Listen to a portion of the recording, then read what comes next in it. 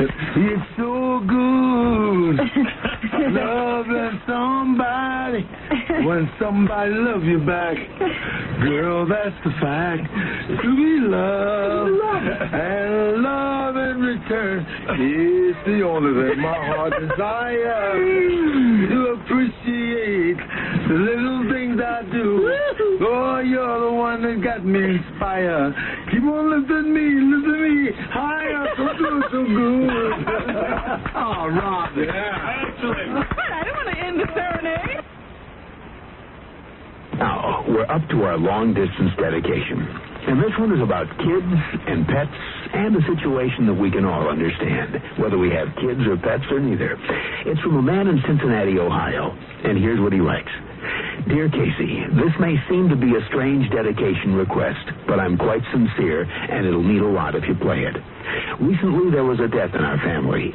He was a little dog named Snuggles, but he was most certainly a part of... Let's start again. From coming out of the record. Play the record, okay? Please. See, when you come out of those up-tempo goddamn numbers, man, it's impossible to make those transitions.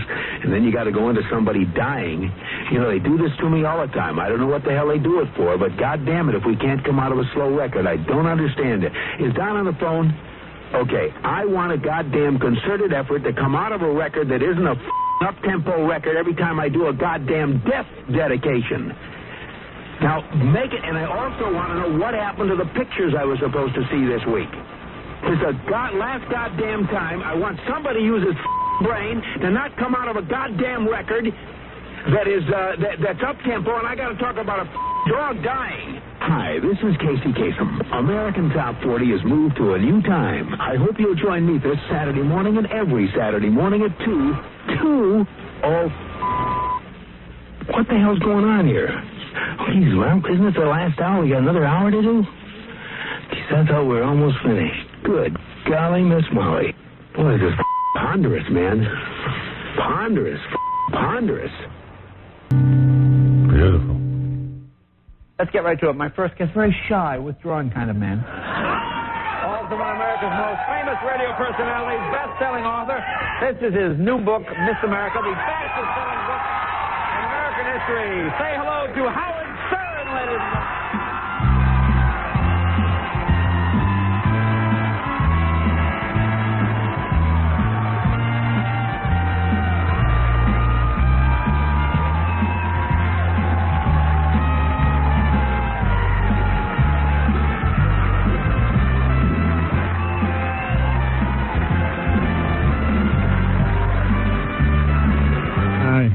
What's happening?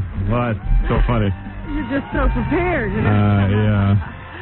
Run in, put yourself on the microphone. Hi. Do I look a little like Medusa this morning? I was going to say, your hair's awfully high. What happened? Yeah, I don't know. Stick your hand in the light socket or something? Yeah. How you doing, all right? I'm okay. Yeah. Still single? Yeah. Hey, I got to tell you, we got a very busy program for you today, ladies and gentlemen. How's everybody doing, okay? Does my hair look retarded? It was just a little high. It looks better with the microphone. Slapping it down. Yeah, all right. Better? Yeah. A little better. Okay. What happened? I don't know. We ran out of time. I'm going to clear my voice. Baby. I'm a little frazzled, right? Did you get in late? Who, me? Yeah. No. I'm just frazzled. In general. In life. Life, friend. I'm a work in progress. Joan Rivers stopping by today. Cool. The new Stone Temple Pilots without Scott. Talk show.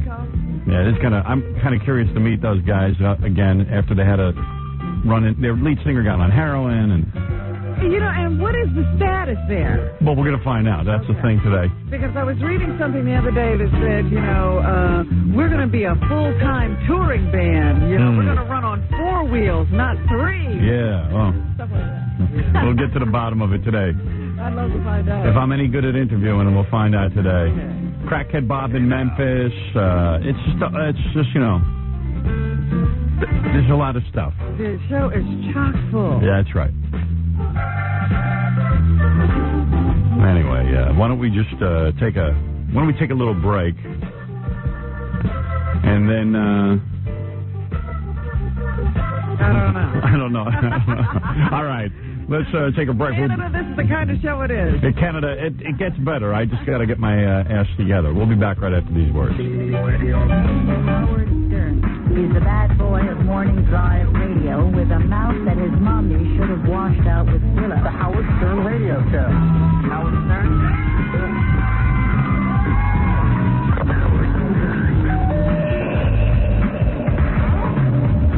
92.3. K-Rock. 92.3.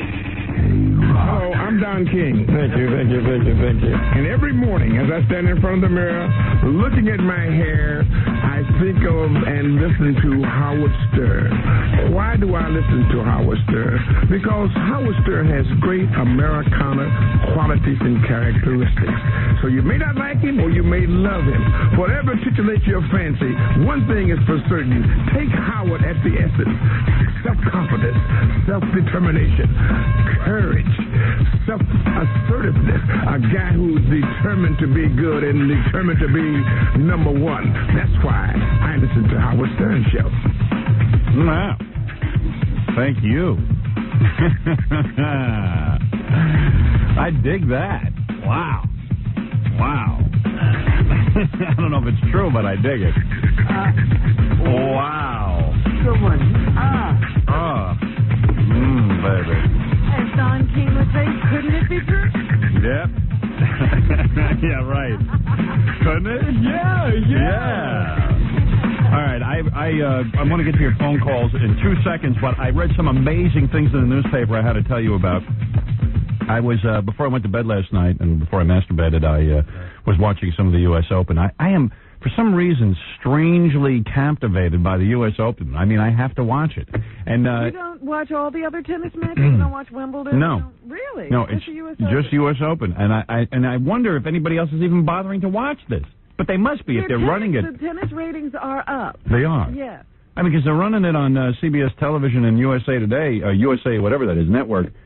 They're running that, ad nauseum. They're running every match, and which is great. I mean, I like it. I like to put it on, and I say, I'll do some work while it's on, and I just get caught up in it. Even work, huh? For some reason, and I'm not a tennis player. I have no idea how to play the game.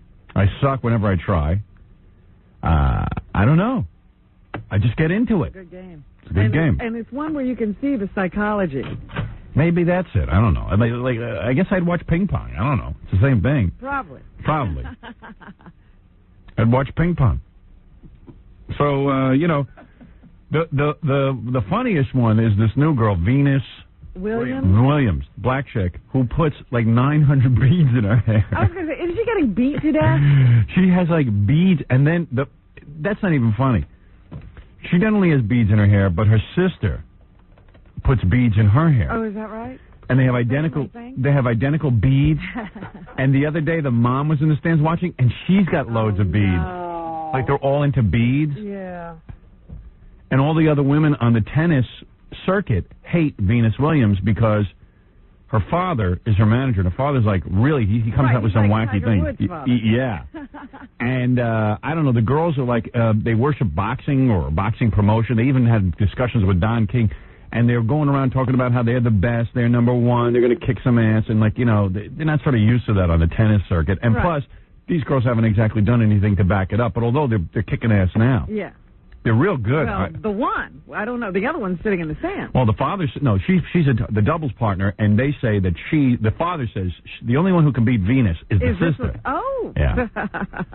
So, and someone told me, I think I heard John McEnroe say this, that the girls actually communicate between their beads. Is that right? That's right. Those are secret beads, man. But the beads are funny. And then when I saw the mom wearing beads, and she's kind of chubby, she's got the beads.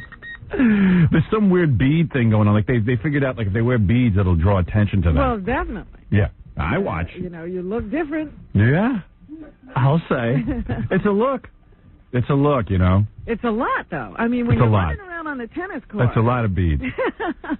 And a lot of black chicks have to do different stuff with their hair. They don't want to go to the typical afro or shaving of the head or, short hair. So they got to come up with something. This is wild. This is like... This is the most out there thing, huh? Gary, get me beads. You should do it. I'm going to go to all beads, like a Bo Derek thing. Hey, because you're the best. Yeah.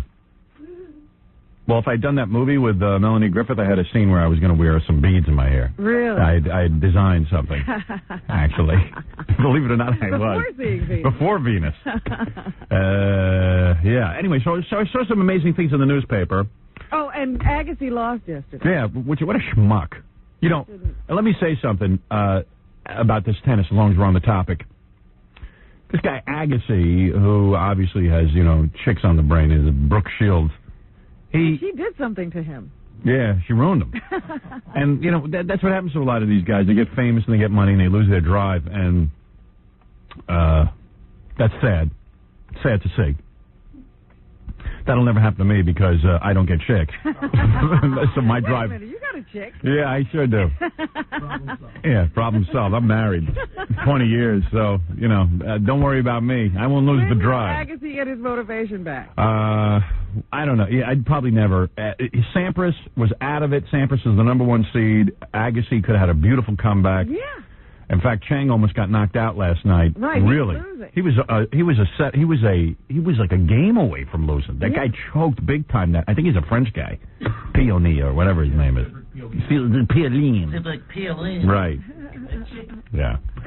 So, these guys, they lose the fire in their belly. Plenty of fire in my belly, though. Don't worry about it. Well, Agassi, Sampras has got the pretty chick now. He's got the girl from Father of the Bride as his girlfriend. Oh, please, let me say something. Is that where she's from? Yeah. The reason Sampras got knocked out so early, when you see this babe sitting in the stands, I'm like, who would want to play tennis? She is gorgeous. You want to get back to her, huh? Oh, my God. Oh, my God. And Sampras is not a great-looking guy. No. He looks like Hermie from the Summer of 42, right? Every time I look at him, I think of Hermie. That's who I always think of. Me and too. I never take him serious. Yeah. Hermie. The guy who... You hear him talk, he's not lighting the world on fire personality. No. I'd lose so I could just go back in the locker room, take a shower, and then go feel her up.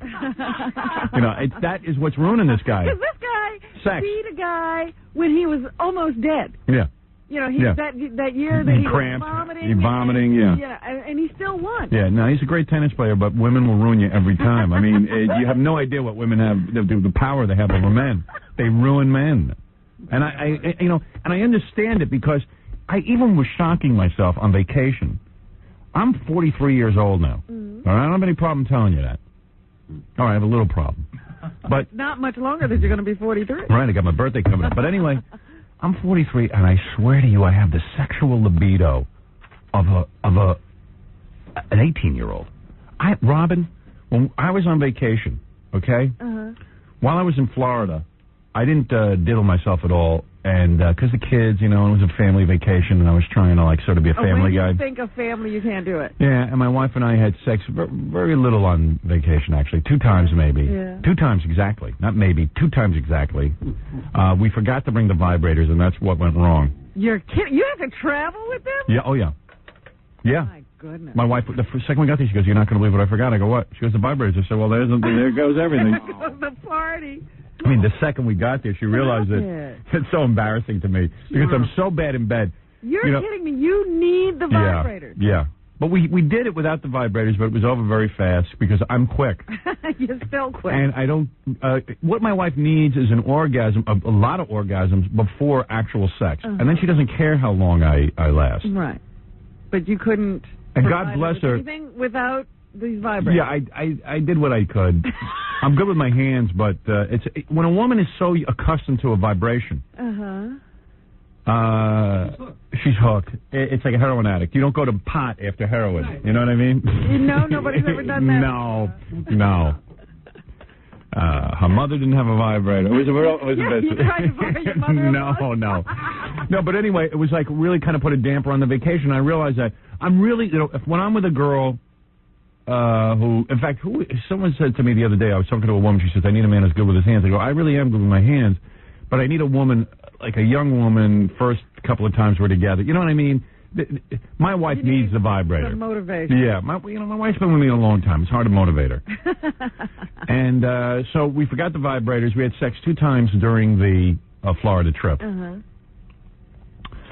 And that was okay because it was like family and the kids, and it was for me to be with the kids. Because when I'm doing this radio job and I'm busy with all my other crap, I don't pay attention to anybody in my family. I ignore them, like Prince Charles.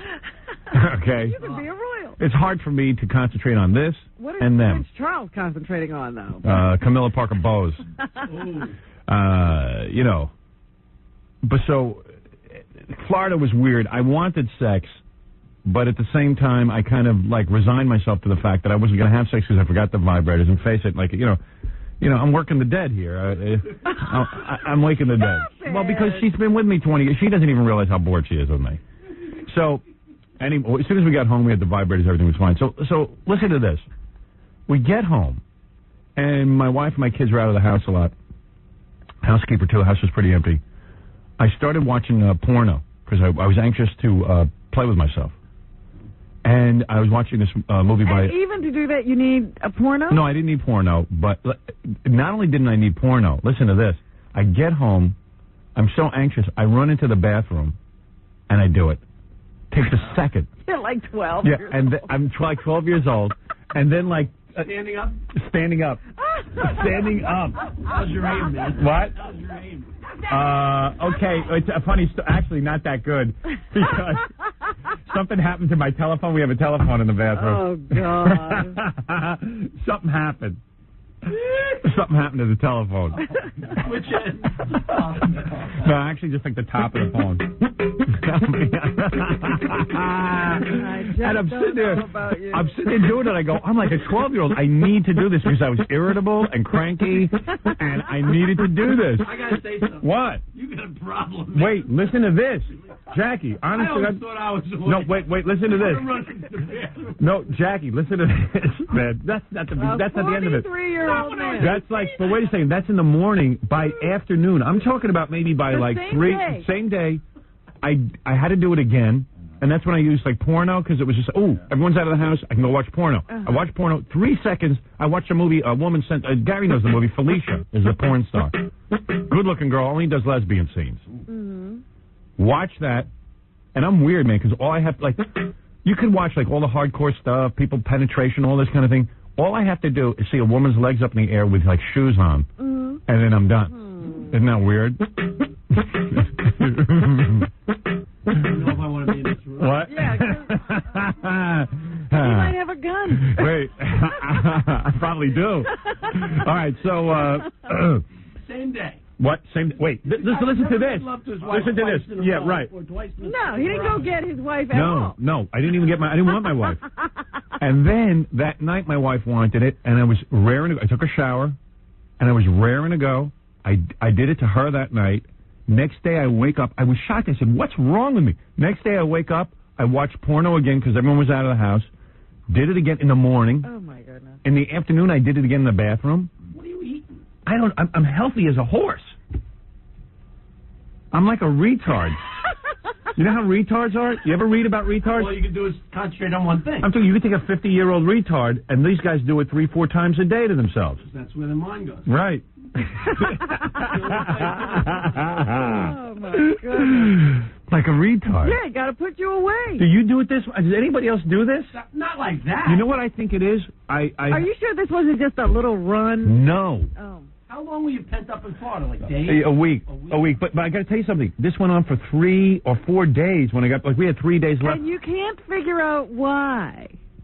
I think I'm healthy. I think I'm in the best shape of my life. I've been running. I've been working out a little. Suddenly you weren't working. You weren't getting up at 4 o'clock in the morning, so you had a lot more energy. Probably. Like now that work started, like last night after the tennis, I did it to. Excuse me. I did it to myself. That was part of a ritual. That was. Yeah, I need to do that, or else I'm not here in the morning. Yeah. As it was already, it was going on 9:30, and I wasn't falling asleep. The second I did that, I don't even know what happened. I just wake up the next morning. Do you turn out the lights, or do you turn out the lights first? It's like Lon Chaney when he turns into the werewolf. Yeah. I mean, literally, it's like I just like and pass out. And pass out. And then, I don't know, do I go running through the woods naked? I don't know. I don't know what happens. But can you imagine the tremendous sex drive that I have? I have tremendous libido, Robin. Well, I am Mr. Romance. That's probably what fuels all of your creative energy. Maybe. Wow, am I a sexual deviant? I know, no. You're not a sexual deviant. All you did was relieve myself. Yeah, a long time ago. Yeah, I couldn't even believe it.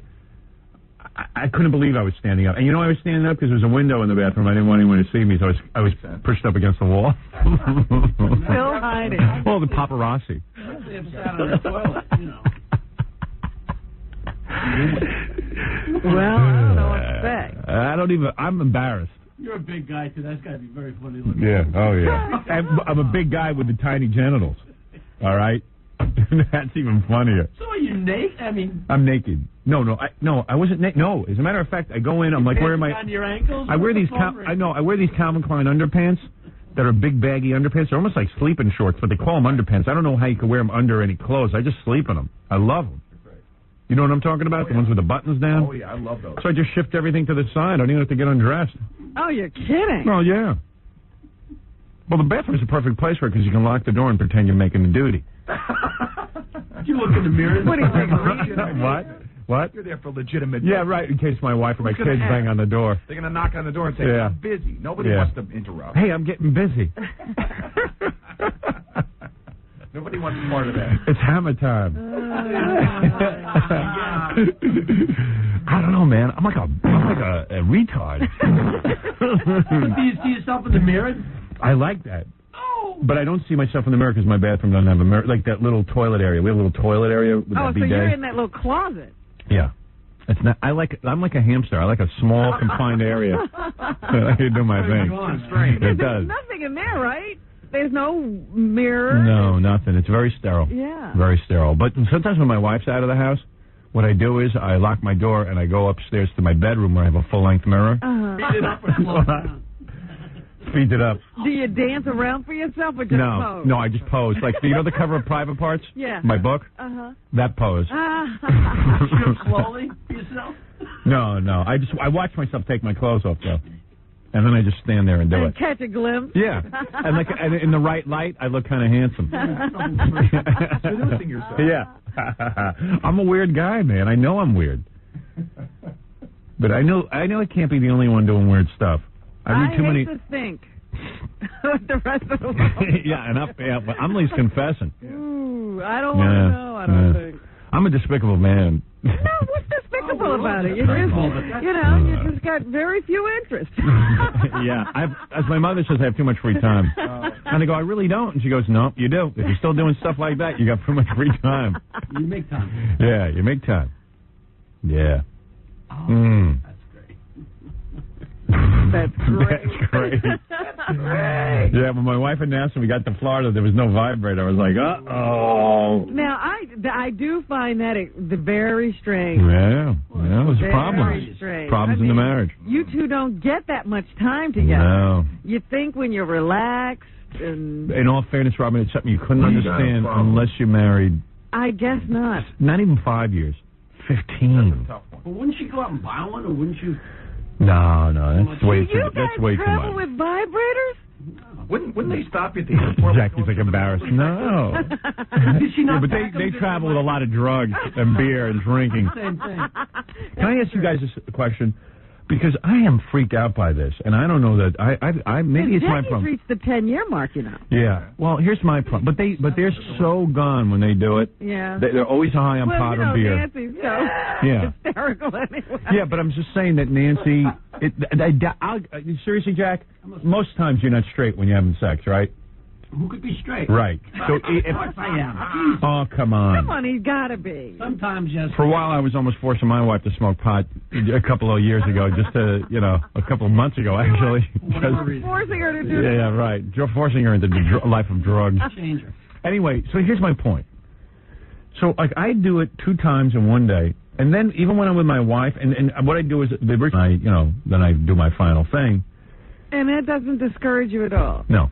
I don't care. As long as the woman gets off. Don't care. I don't. Her pleasure is my pleasure. There you go. I'm not going to sit there and go through all the foreplay rituals that I would with a new girl. You know, geez, I can't do this for her. This machine is doing it. Yeah, I'm way beyond that. Yeah. You know what? I probably could do it for her, but it would take an hour. Okay? And I don't have the hour to spare, and I don't even have the interest in doing it for an hour. Okay? So, anyway, so I love the vibrator. You're not going to get me to turn on that thing or hate it. Anyway, you don't use a vibrator on your wife? No. Really? Smart. I mean, you know. I use my head. But you want to know something? I should. And she's actually asked for it. And Yeah. so we fooled around with it, and she's enjoyed it, and we did. I don't know. Really? I guess you find it humiliating, but I don't. I got a problem with it, but I haven't gone out and bought one either. You want to know something? We use 2 on every lovemaking session. 2. Look, did you hear that? He said we didn't pack the vibrators. Yeah, we use 2. No, I heard him. I have the little pocket rocket that is used for a very sensitive area, and then I have this long blue one that I use to simulate myself. See, but what doesn't make sense if it's such an integral part of what they do, how could you not remember to pack it? Well, whatever. You know, it's also a hard thing to, deal with. I mean, you'd like to think that, Well, if you're rushing around. Yeah. I mean, in a way, I'm glad my wife did forget it. At least she's not consumed with it. So anyway, look, that's my fault as a man. Listen, it's hard for me to. All right. I think there's something that could be done, but I guess he's not going. I'm too far gone, Rob. Anyway, I'm too far into this. Anyway, then I'm with my wife. Here's the thing. What? I think it's cool. Yeah, well, hey, I'm not uptight. Look at it that way. I'm a liberated man. So, anyway, hey, I'll at least say this. My wife says that she would never use them by herself. That the way I do it is fantastic. Okay? Hey, whatever. If she leaves him at home, doesn't sound like she's much enthusiastic about sex at any time. Well, whatever. You could make a good argument for that. In other words, she's not running to the bathroom standing up? No. My wife can take or leave sex, you know what I mean? So anyway, here's the deal. But she's always ready. She's always ready. When I want to mount her, she's ready. Yeah. I gotta hand it to her. She's not like the girl in Quest for Fire that you have to chase her down for 3 days. Yeah. Beat her over the head. Find her when she's doing laundry on some rocks. Just take her. So anyway, listen to this. This is my point. 2 times I'm by myself during the day. I'm 43 years old, all right? Two times I'm by myself. Then at night, vibrators, and then me doing my thing. Right. I know what you're going to say. I'm finished in a second. How come you've done so fast? Yeah, how come I'm done so fast? How do guys hold out? That I don't. But let me ask you something. How long do you go? You should write a book and tell people what you eat. Robin? Give me a stroke count something. I'll give you minutes. Like, okay, if 2 times, let's say 2 times, I did it like the day I'm describing to you, I held out like maybe 7-8 minutes. Mm-hmm. Now, I should be able to hold out 25 minutes. After that, yeah, right? That's not 3 hour time. It isn't? No, that's not. That's not bad. But imagine you got to see me. I thought it was like, boom. Bing. No, that's no, what I thought. no. He touches himself and he's off. No. It's not that bad. All right. You get past 10 minutes, we're talking raw and... Yeah, okay. All right, so that's not bad. That's not bad at all. Oh, all right. God, I was feeling like I'll tell you a one freak. thing, though. Yeah. Do you ever... I have never had any sense of time. I do that. I don't know whether I've been doing it a minute. I clock the whole thing. I'm like a marathon runner. I have to know what time I did the mile and yeah. Well, Jackie really gets into it. He loves it. I have issues. Well, he's too dry. I have performance issues. I have to be the ultimate performer. Yeah, you're watching everything. Yeah, I'm like he's enjoying himself. I'm totally just saying, is the other person getting off? Like a pilot on a plane, you're doing a countdown, a checklist. Right, and I'd probably be better in bed if I did what Jackie did, which is just enjoy myself and go for it. But I can't. I have to be in control, and there's a whole thing going on. That's why I need a little slut whore on the side who just is totally in control of the situation. Who, just takes over the whole lovemaking. Really? Yeah, I need that. Should have packed one of those in your suit. You're not kidding. Well, I got to tell you something. I can't wait to tell you this. Thank you. Because I said to myself, I looked at this story and I said, you know what? Howard's a pretender. All he is talk. There's another guy living his life. What is it? It's the Chuck Norris story. What's he doing? He has a new girlfriend. Yeah. And I'm reading here, apparently, I guess the story's going to come out in Star Magazine or something. Go ahead. This guy's screaming that Chuck Norris stole his wife. Go for it, Chuck. This fellow, this is the bad facts. I think his name is Gordon Hinchberger. Yeah. He tells Star Magazine that soon-to-be former Mrs. Hinchberger, Jen O'Kelly, has left him for Chuck Norris. Wow, Chuck just dumped his fiancée. O'Kelly confirms this. She and Norris met the old-fashioned way. She sent him a picture of herself topless. Oh. Wow. So Chuck just said, whoa. Hey, now. And went and got it. Yeah, I get pictures like that every day. And you throw them away. Yep, I throw them in the garbage. Tack them up on the bathroom wall. Yeah, I sure do. Hey, God bless Chuck Norris. He's out there having a party. He's living the life. He's living the life and getting away with it. In fact, people think he's got a great image and everything. Oh, sure, he's a fan. You know, he's doing this family entertainment. Yeah, anti-drug, everything. Karate schools. Have you seen the new exercise infomercial? There you go, looking great. He has to exercise. Let me tell you. Gotta throw him another basket. Yeah, he's having a great time. Hey, I can't say I'm not jealous. Topless. Sounds great. Sounds great. How old is she? They don't say. I gotta find out everything. Because you hear married woman, you start thinking, but she's probably 19. Yeah. Married at 19. Yeah, right. Yeah, she probably got married at 12.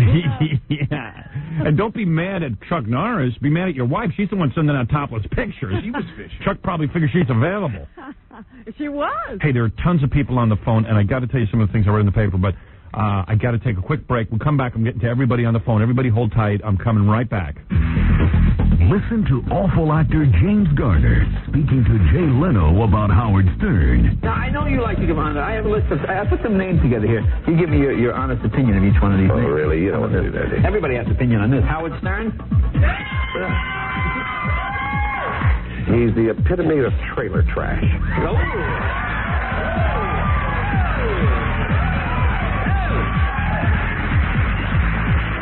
Every time I see him, I'd like to slap him in the mouth and say, "You sit down, little boy, and shut up." Sit down.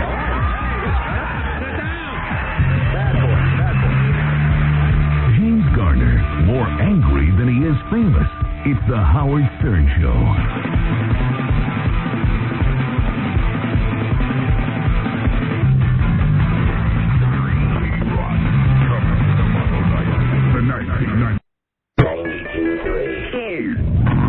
Broadcasting from the top of the Howard Stern Building.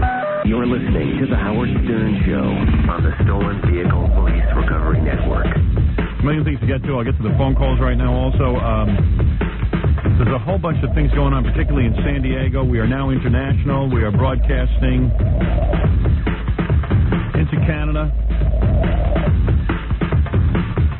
Not only in Windsor through Detroit, but actually we have 2 Canadian stations in Toronto and in Montreal, which is great. This is great news, and the Montreal thing was out of control yesterday after our press conference. Tons of press on this show, and I'll play you some of the things that are going on. Also, San Diego, there's a bit of an alarming situation that I'll tell you about.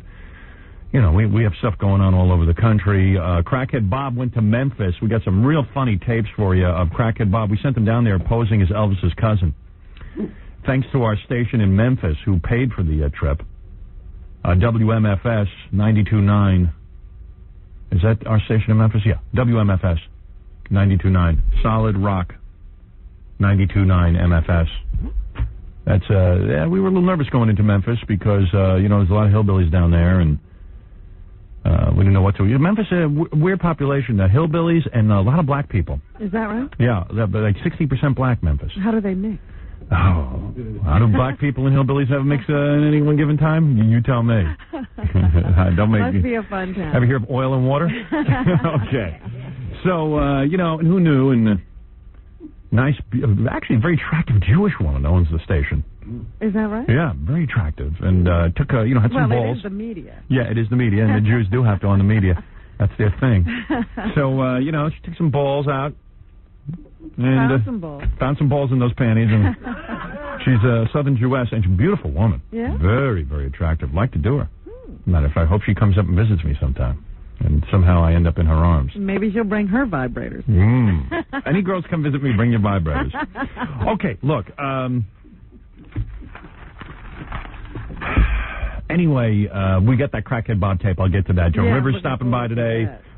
We've got some, the guys from Stone Temple Pilots without the guy on heroin, the lead singer, Scott Weiland. They formed a band without him. They swear Scott is clean now. Whatever. What? said right. No, okay.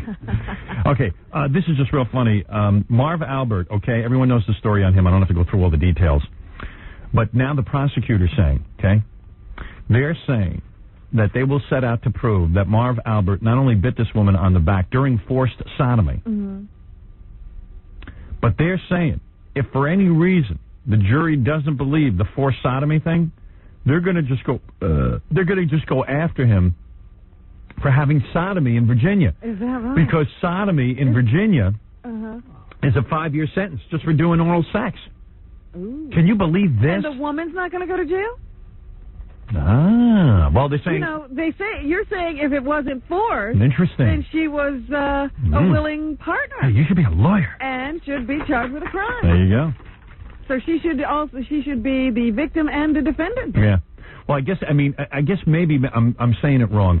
If the biting thing isn't like a crime because somehow he manages to prove that this is something she wanted rough sex. They're going to say, okay, well maybe we can't prove to you that he forcibly bit her and stuff, but we can prove to you that perhaps he forced her to have sodomy.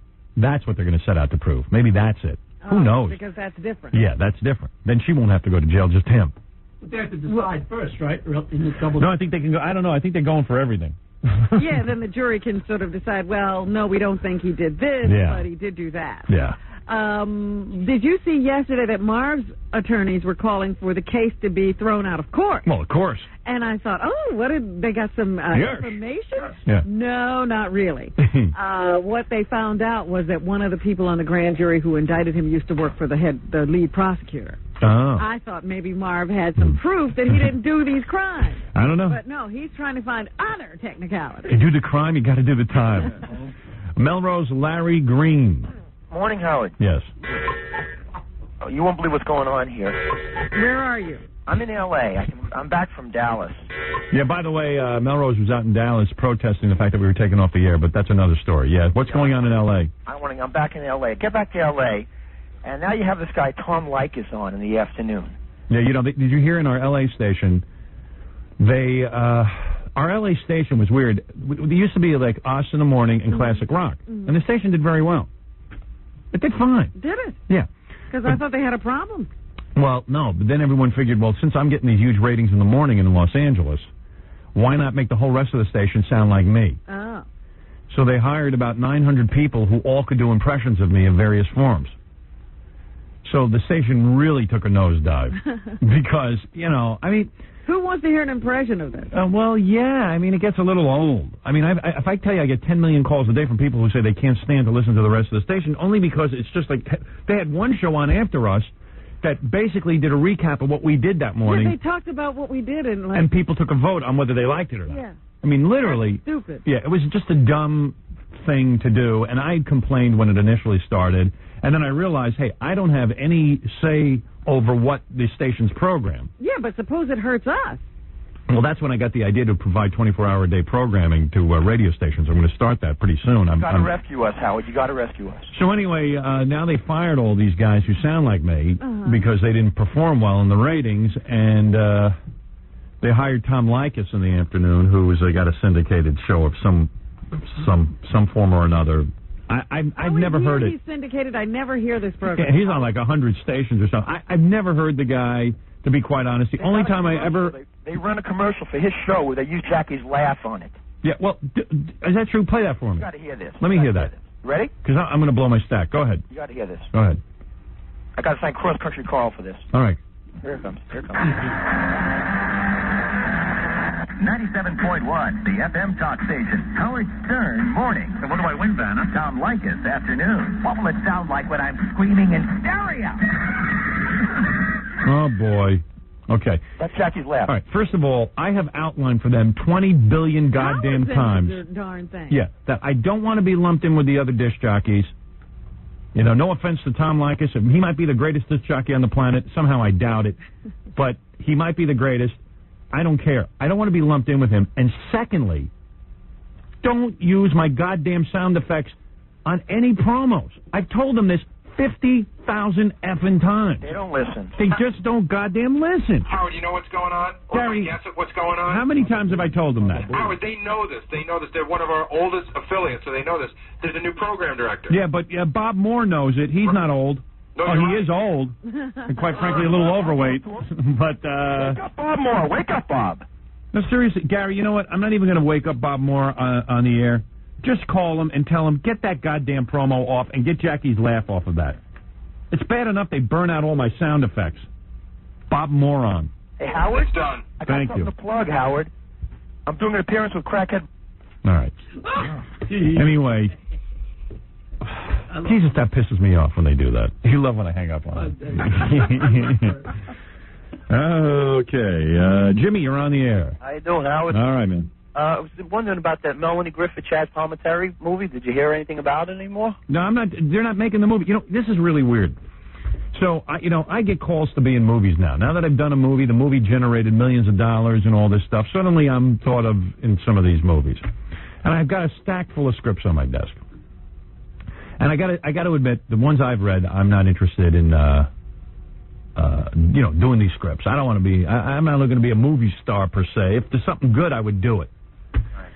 So I get a call a couple of months ago from these guys. They're making a movie called Jane. All right? Mm-hmm. And it's a Melanie Griffith film. She's one of the producers. And I said, well, send it to me. And David Spade's going to be in it. And, and as time went on, Chaz Palminteri joined up and Randy Quaid. So I get the script and I liked it. I thought it was sort of a cute, romantic story. I didn't see it as a blockbuster or anything. In fact, it was a very low-budget film. Mm-hmm. I don't even think it was a $10 million budget.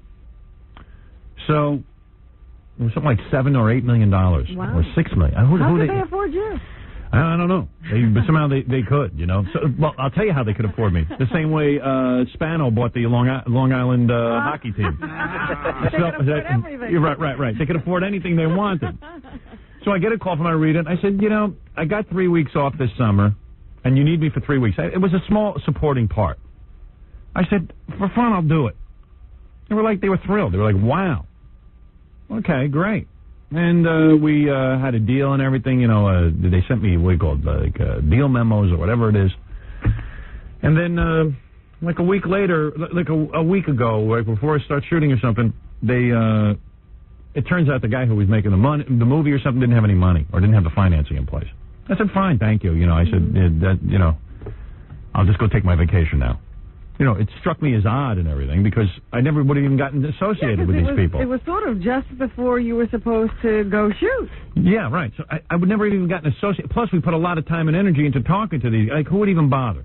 But okay, what the hell? It's Melanie Griffith's film.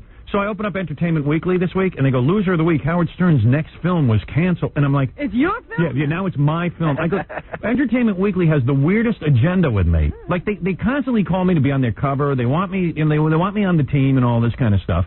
And then, they just totally distort something. What do you mean, my film? I have nothing to do with this. My next film. I was just going to go off and do, a little small role in somebody's film. It's my film. Why did they put Melanie Griffith's film? Well, that's whose film it was. Right. It had nothing to do with me. She was not only starring in it, she was producing. Yeah. So I got a call from the director, a couple of calls from the director since then, and she says that they're actually making the movie with somebody else and would I be in it. And I said, I don't know. There's not going to be a Melanie Griffith in it anymore? Oh, no, she's still, yeah. Oh, yeah. Okay. They're all going to be in it. Oh, okay. Yeah. So what do they do? How would they send you a lot of scripts, in other words? Yeah, if a guy has a part in mind for me. Oh, I see. And they send it to you, and they go, hey, would you do this? I got some real bad ones. Some guy sent me a script. I would tell you about it, but I guess they're going ahead and making the movie. They asked me to star in it. Chevy Chase, I think, would turn this one down. Ooh. So bad it was. Some of these, and I'm amazed at what they'll put money into. Well, I've been watching some of these. I've been going to the movies a bit lately. Yeah. And a lot of these films with the bad scripts get made. I can read a script and pretty much tell if it's going to be a good movie or not. That's one of my, at least I got that ability. I'm sitting there watching, the other week I rented Fools Rush In. With Selma Hayek and Hayek. That guy from Friends. Yeah, I saw that. I could barely get through it. It's horrible. The only way I got through it as a man is because Selma Hayek is so goddamn good looking. Yeah. I just have to have sex with her before I die. Oh, God. Good goddamn. That's every man should have one of those. Put her on the list. Oh, man, is she hot. Hey, Howard, how about that Jim Carrey? He can't go anywhere without his psychiatrist. Is that right? Yeah, he's really cracking up. We keep hearing reports about that. Jim Carrey had a real rough childhood. I don't like to hear celebrities whine about their childhood and stuff because, like, who cares? And, like, most of them didn't have, like, a bad childhood. Like, I'm reading a Jennifer Aniston thing the other day. They do a quote from her.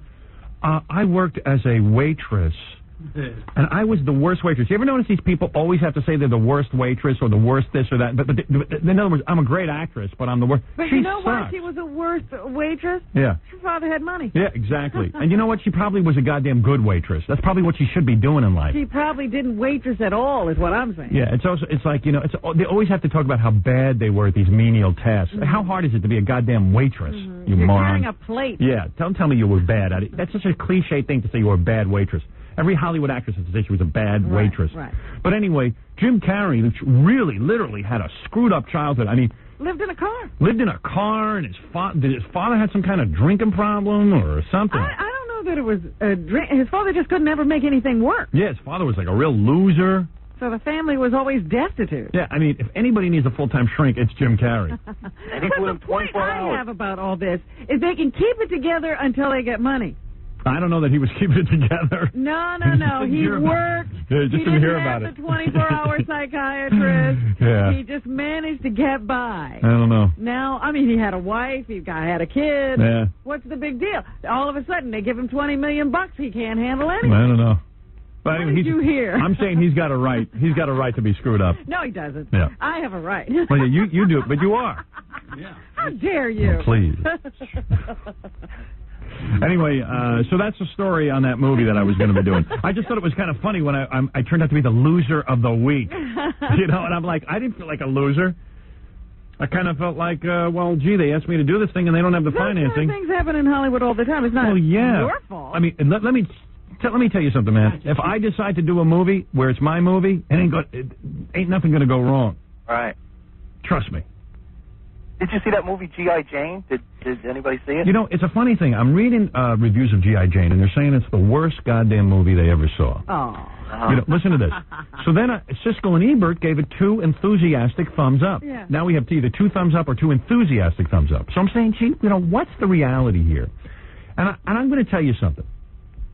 I think the critics really have it in for this Demi Moore. That's what I think it is. Yeah, it's probably not a bad movie. I haven't seen it. Have you seen it? It's not a horrible movie. Right. It's an okay movie. Probably a fun movie to watch. Yeah.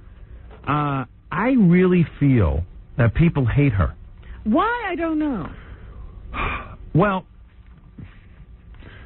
sometimes when certain people get very successful, I think maybe part of it's her own doing because her and Bruce Willis sort of always are lecturing on TV about, how to keep things together. And then she goes and puts her kid in the movie. And I don't know. Maybe it's just to get too much success and you got to knock them down. It seems that Bruce Willis is having another life. I don't know. He has one bomb movie after another. Nobody ever says anything. I don't know what it is.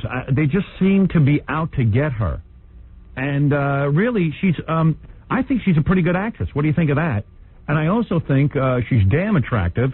I think she's a legitimate movie star. And I also think she's done some real good movies. I don't know if you can go that far. Ghost it didn't take a lot of acting. Really? I mean, she's no Meryl Streep. I don't know. The way she was crying, I kind of thought she was pretty good. I don't know. I must be a simpleton, but I think she's good. Pretty face. But I think that, yeah, exactly. But I think that she is beautiful. She's beautiful to look at, and that's a valid criterion for being in front of. But Julia Roberts can do 50 bad movies, and they'll like her for some reason. They're waiting for her to make a comeback, yep. and enthusiastically welcoming her back. Right. And she does. But Demi can't get a break. Yeah. I don't, did you see the movie? That stripper film was terrible. Why do you ask about that? What, that Jane movie? Yeah. No, why do you ask about G.I. Jane? Well, it was filmed in Florida where I lived, and then they had to move it to Jacksonville. I could have been in it, but I wouldn't be in it because I look like John Candy. Oh. They wanted to goof on me. So. Well, quite frankly, what's the big deal? So let them goof on you. I know. So quite frankly, what are you, an actor? No, I try and get into, like, extras and stuff like that. Yeah. Well, all I know is that the woman got herself in incredible shape, and I know a lot of the critics were putting her down for that. I'll tell you something, man. Getting into shape is tough. Not easy. Not easy. And, hey, why not? I say more power to her. If De Niro gains weight and then loses they think that's great. Genius. Yeah, Stallone put on 40 pounds. They think that's great. That's acting. Yeah. So, what can I tell you? But can't trim down for a role. She shaved her goddamn head. I'll tell you one thing. Most broads wouldn't do that. That's right. And, she actually is credible in this film. Yeah. And it's a Ridley Scott film. I love him. Yeah, there you go. The critics. Yeah, so there you go. That's my take on it. Okay? Did you see Copland? No, I haven't seen any movies. I wait till they come out on video. I can't go to the theater. I'll be mobbed like Princess Di. That's right, Howard. The paparazzi will get you. No, I haven't seen it. I was kind of anxious to see it until everyone told me it sucked. It's not that. See, I don't know who. These people kill a thing before it ever gets life. It's only made $27 million. It's not bad. Yeah, it only made $27 million. But it's a little film. I don't think it cost that much to make. Oh, it cost plenty. Nah. When you figure out the cut that De Niro and Stallone get and all that other... No, they all took lesser money so that they could, expand their roles. They got to do... You know what lesser money is for Sylvester Stallone? What? Take a guess. $7 million? Yeah, something like that. That's lesser money. So, the whole budget of the film. Yeah. Instead of 20, he took 7. You know what, everybody... the other thing that everybody's talking about is the rotten special effects in Air Force One. Is that right? I haven't seen that either. Ford film. They're saying, God, what cheesy graphics, all this stuff. I said, yeah, because Harrison took all the money. Right. There's no money for effects. He's got $180 million out of that thing. Between the percentage. By him, there's no more money. Yeah. What do you want, effects, or you want Harrison Ford? You'll never see special effects in a Harrison Ford movie. That's right. Yeah. You're lucky you got a set. So anyway, I don't know what my next move is in film, but it doesn't have to be. I'm not like a traditional movie actor who needs a next move. Right. If Private Parts is the only movie I ever do, so be it. But I'll end up doing something else. I just have to find the right piece of material. Well, you always said that that Liar Liar was the sequel to something on television. I saw Liar Liar, and while it made a ton of money, I didn't think it was all that funny. I thought it was funny. Did you? I thought it was an okay film. I'm a big Jim Carrey fan, so I'll watch anything he does. But I thought he was good. Yeah, you liked it? Yeah. I'm getting a little tired of the same shtick. It is the same shtick, but what else is it going to do? I liked it better in Ace Ventura. What's he going to do? Emote? Yeah, but like the Three Stooges, I like Jim Carrey, so I'm into it. So I figured, hey, he's found another valid premise for doing all this stupid stuff. Yeah. But it was a better movie than most of the movies out. Quite frankly, any movie he's ever done is better than anything Jerry Lewis ever did, and I don't even think they should be compared. In fact, I think they should put Jerry Lewis in a concentration camp. Thank you. Get rid of him. Yeah, make him watch his own Make him watch his own movies. Him right out of showbiz. Yeah, I'm not a big Jerry Lewis guy. I don't understand the comparison. And Jerry Lewis is trying to lump himself in with Jim Carrey and telling him what to do and stuff, but... If he didn't do the telethons, nobody would see him anymore. Yeah. In fact, Jim Carrey's starting a telethon. Did you know that? No. Yeah, just kidding. Yeah. All right. Sounds feasible. Yeah. Hello. He's taking over Terry's telethon. Okay, dude. Hey, Howard. Yeah. Can I just ask Robin something? Yeah. Nobody died. I'm sorry about your relationship, but I went in the studio for 3 days and I recorded a wedding song for you. Let's hear it. Let's hear it. What? Oh, you want to hear it? Okay. Yeah. All right. I think he's got something good. Here it is. Go ahead. You don't have to get married.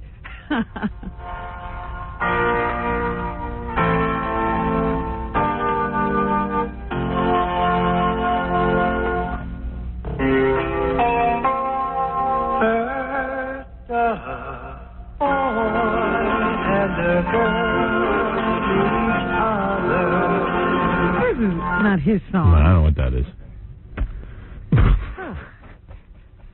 Our audience was whack. Never know.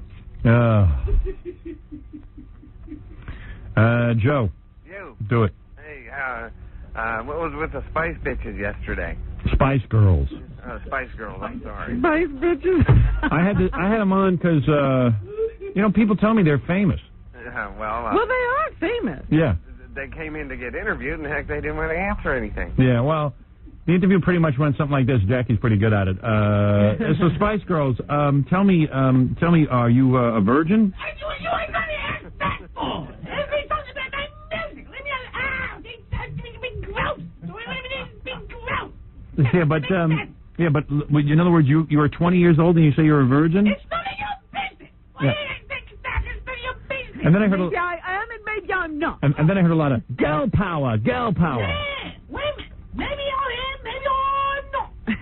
I think they need to loosen up a bit. What do you think? Well, to tell you the truth, anytime you get 5 women, or 5 men for that matter, and you got to conduct an interview, and everyone's wagging away into that microphone, it's bound to go bad. It's bound to go bad. You got to decide up front who the spokesperson is going to be. Business if I'm a lesbian or not. Yeah. Well, I just thought they'd give you a little bit more information and what they give. What the heck? They're coming in for an interview, and they know they're going to get asked questions like that. Well, no, they don't know. They don't know. I don't know. And no one knows. Joan Rivers is coming in this morning. What else I got for you? Oh, I got to give away a trip to visit the FBI. What? Yeah, it's kind of cool. We got this trip offered to us as long as we mention the X-Files. Oh. Yeah. Well, the FBI and the X-Files are working together now? Speaking of which, I brought you the 2 original versions of the X-Files. The new series? The new season? Yeah, the old season. Oh, the very first 2 episodes. Oh, of last season? No, of the very first 2 episodes of any season. X-Files ever? Right. Oh, I never saw that. Yeah, that's what I have to. Yeah, because FX is running them. I want them to send me the whole damn, all the shows. It's such a good series. Yeah, Robin got me into it. I just started watching it. It is dynamite. It's the best thing that was ever done on television. Really? Mm-hmm. I don't think so. Mm-hmm. Not based on the first 2 anyway. No. You got to see. It was early then. You got to see what they've done. All right. It's a great. So far, I ain't buying that. Well.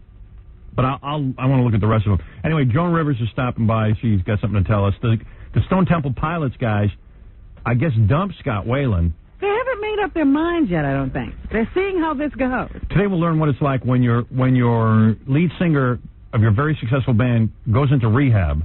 What do you do? And he's so in rehab that you just can't even get the band together. He's either in rehab or on the run. It's something. All right, we'll figure it all out when they come in.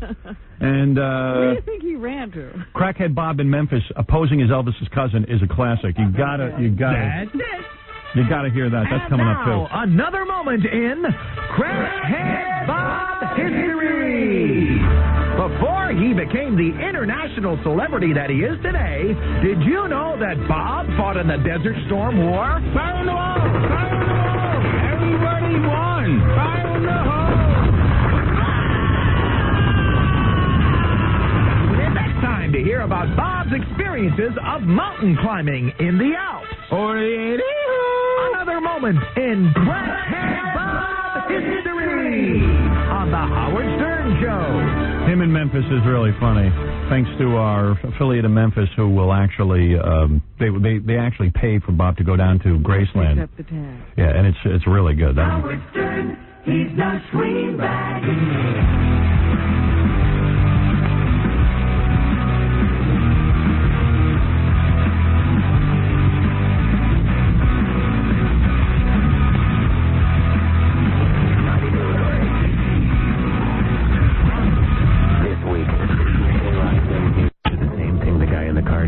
Listening to The Howard Stern Show.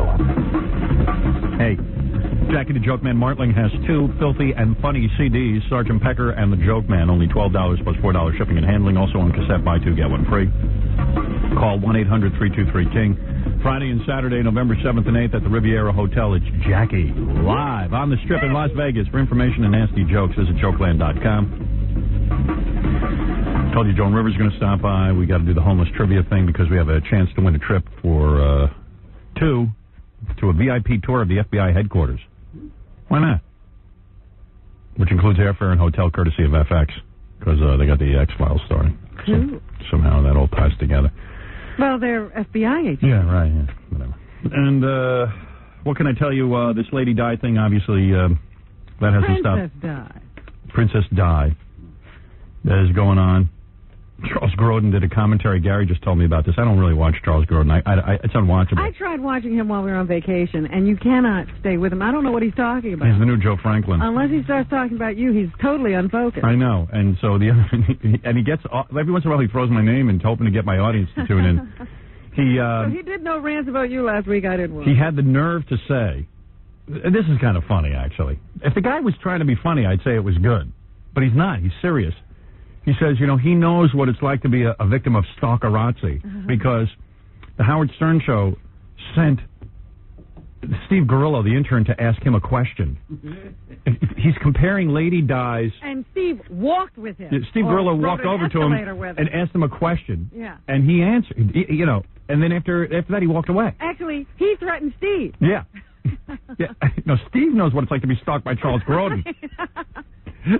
He actually had the nerve to say that he'd been a victim of this, which he's been a victim of none of it because nobody cares about Nobody it. chased him. He wasn't in a car, wasn't going through a tunnel. Gorillo isn't stalkerazzi, he's stupid-razzi. Don't compliment yourself, Charles. Nobody's stalking you. Give that one up, you bald bastard. Yeah. Even with the new wig that makes you look like you're going bald. It's really funny, that wig, because it looks like a piece of paste. You know, it looks like somebody drew hair on his head. Yeah. A lot of people told me, too, that faxed me because we were asking about Sylvester Stallone if he was doing something with his hair. They say he's getting a hair weave. Is that what it is? Because I know there's something going on there. And that he's had hair transplants because some guy said to me that he knows his dentist goes to the same hair transplant doctor that Sylvester I thought Stallone you were goes going to say his dentist did Stallone's hair. But I don't know. That could not be true. You know, that could also be untrue. There's something going on there, Howard. Trust me. Yeah, but Charles Grodin is not a victim of paparazzi or stalkerazzi. The only thing certainly not by us. Yeah, the only thing he's a victim of is baldness. And I was watching. Did you see Regis and Kathy Lee at all on the vacation? Well, I did see when Frank and Cody came out. No, I missed that. How to be the most incredible. First of all, Kathy Lee looks like she put together a new hairdo. And she's getting anorexic. And because now she's trying to be attractive to Frank. So she's going to waste away to nothing. She's beginning to look like a witch. But I'll tell you, I like that look. So I thought she looked good, and it looked like she had maybe a facelift. Now, because she's now sucking her teeth all the time, looking for food. But anyway, I watched, and all of a sudden, Cody comes out.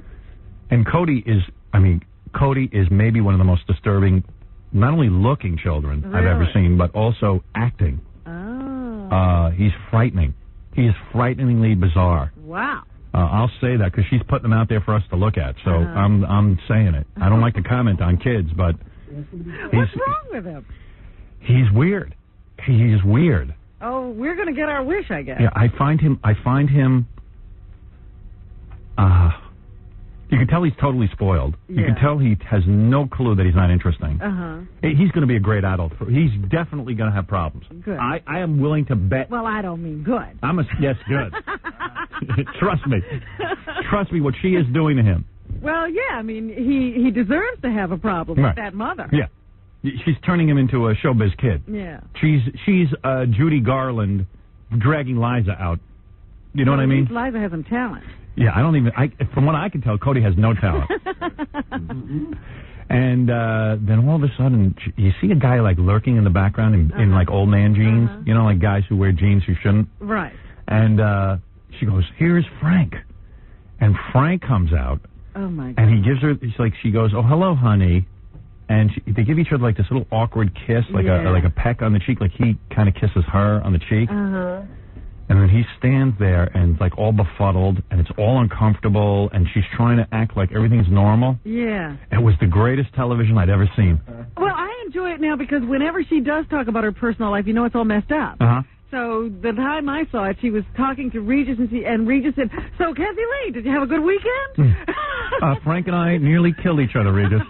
He enjoys asking that question now. And she said that she had gone down to wherever her parents lived, and they were celebrating their 48th wedding anniversary. Or something like that. Gee, did her dad ever get on videotape with a floozy? Really? That's what you're thinking. It's like, what did her mother endure? By the way, if people are upset about paparazzi with Lady Di situation, which I think is ridiculous, because Corey Feldman's on the line. He wants to talk about this too. He's got some thoughts on it. He's got some paparazzi stories? Well, I don't know. He's got some thoughts on it. But hi, Corey. Hi there. You know, if people are upset about this, about paparazzi and stuff, I think it's utterly ridiculous. Now, what happened to Frank Gifford, I could get upset about. Right. I don't think he should have the right to go into someone's hotel room. Let me ask you, before I start out with why I called, let me ask you what your view on all this is. I'll give it to you in a nutshell. Okay. The second I saw that she had died on TV, or even that I saw there was a car accident, I said, well, why are you going 100 miles an hour? Why, if someone's taking your picture, don't you just stand there and let them take your picture? Or especially if you're in a car, so let them drive alongside. Go 50 miles an hour. Go 40 miles an hour. Stop if they're in your way. Yeah, I mean, literally, don't put yourself in that bizarre situation. I said this has got to be an instance where, like, they're caught up in it, and he's digging it, the new boyfriend, and, you know, she basically likes it. Because really, what else has she got going on in her life, Lady Di? It's all about this paparazzi. Well, I mean, you know, she stood for a lot of good things. And the thing that I can't stand is Tom Cruise and all these idiotic celebrities coming out now and talking about this is their big issue. And so where is Corey on this issue? Okay, well, here's my thing, and the reason why I'm calling you, and I'm glad to hear you say that, is because I'm very, very disturbed by what's going on. I mean, it's really making me sick. You sit here and you watch this, and it's like George Clooney does this, and I don't mean to pick on anybody specifically, but George Clooney does this press conference yesterday. Yeah, like he's related to Princess Di. Yeah, like George Clooney press conference. Okay, yeah. How about Tom Cruise calling into CNN with his dopey comments? Exactly. This is the most terrible thing. We've been screaming about this. If any of you have ever been chased down the Champs-Élysées we haven't even been to the Champs-Élysées. Dude, we would die to be chased, okay? We're looking for We want to be chased. We're bored.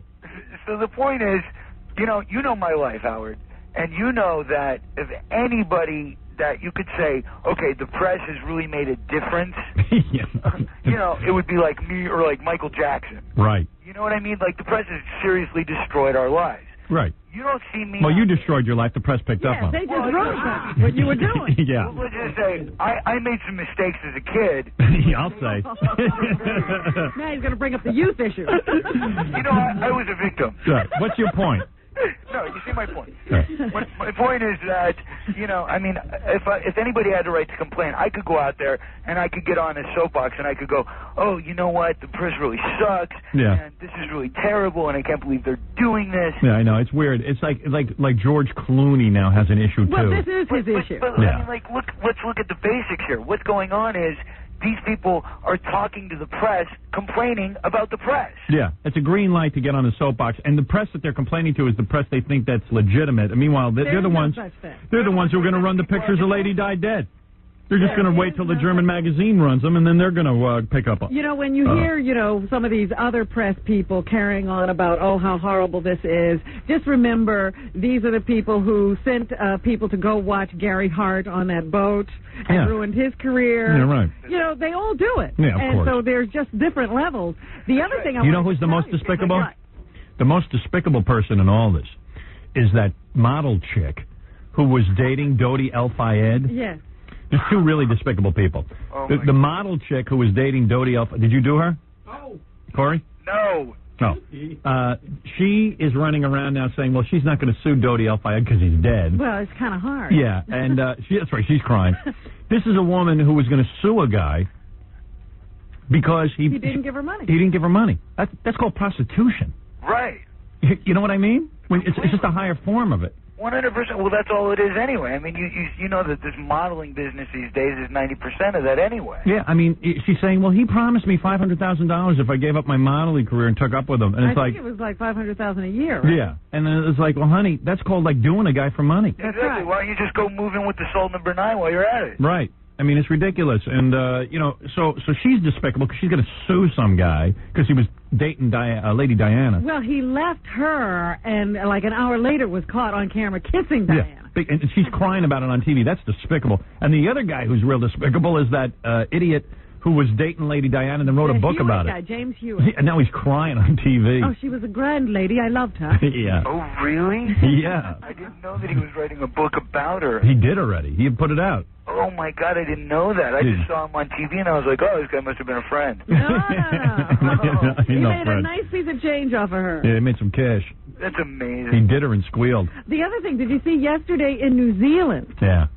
They beat up a photographer who came to cover, you know, bunches of people standing around somewhere in New Zealand commemorating Di. And so this photographer came to, I guess, snap pictures and cover the story, and the crowd turned on her and kicked the crap out of her. Wow. Nobody helped her. In fact, the people standing around then exhorted the people who were attacking her to attack her more. That's great. She's like Jack Ruby.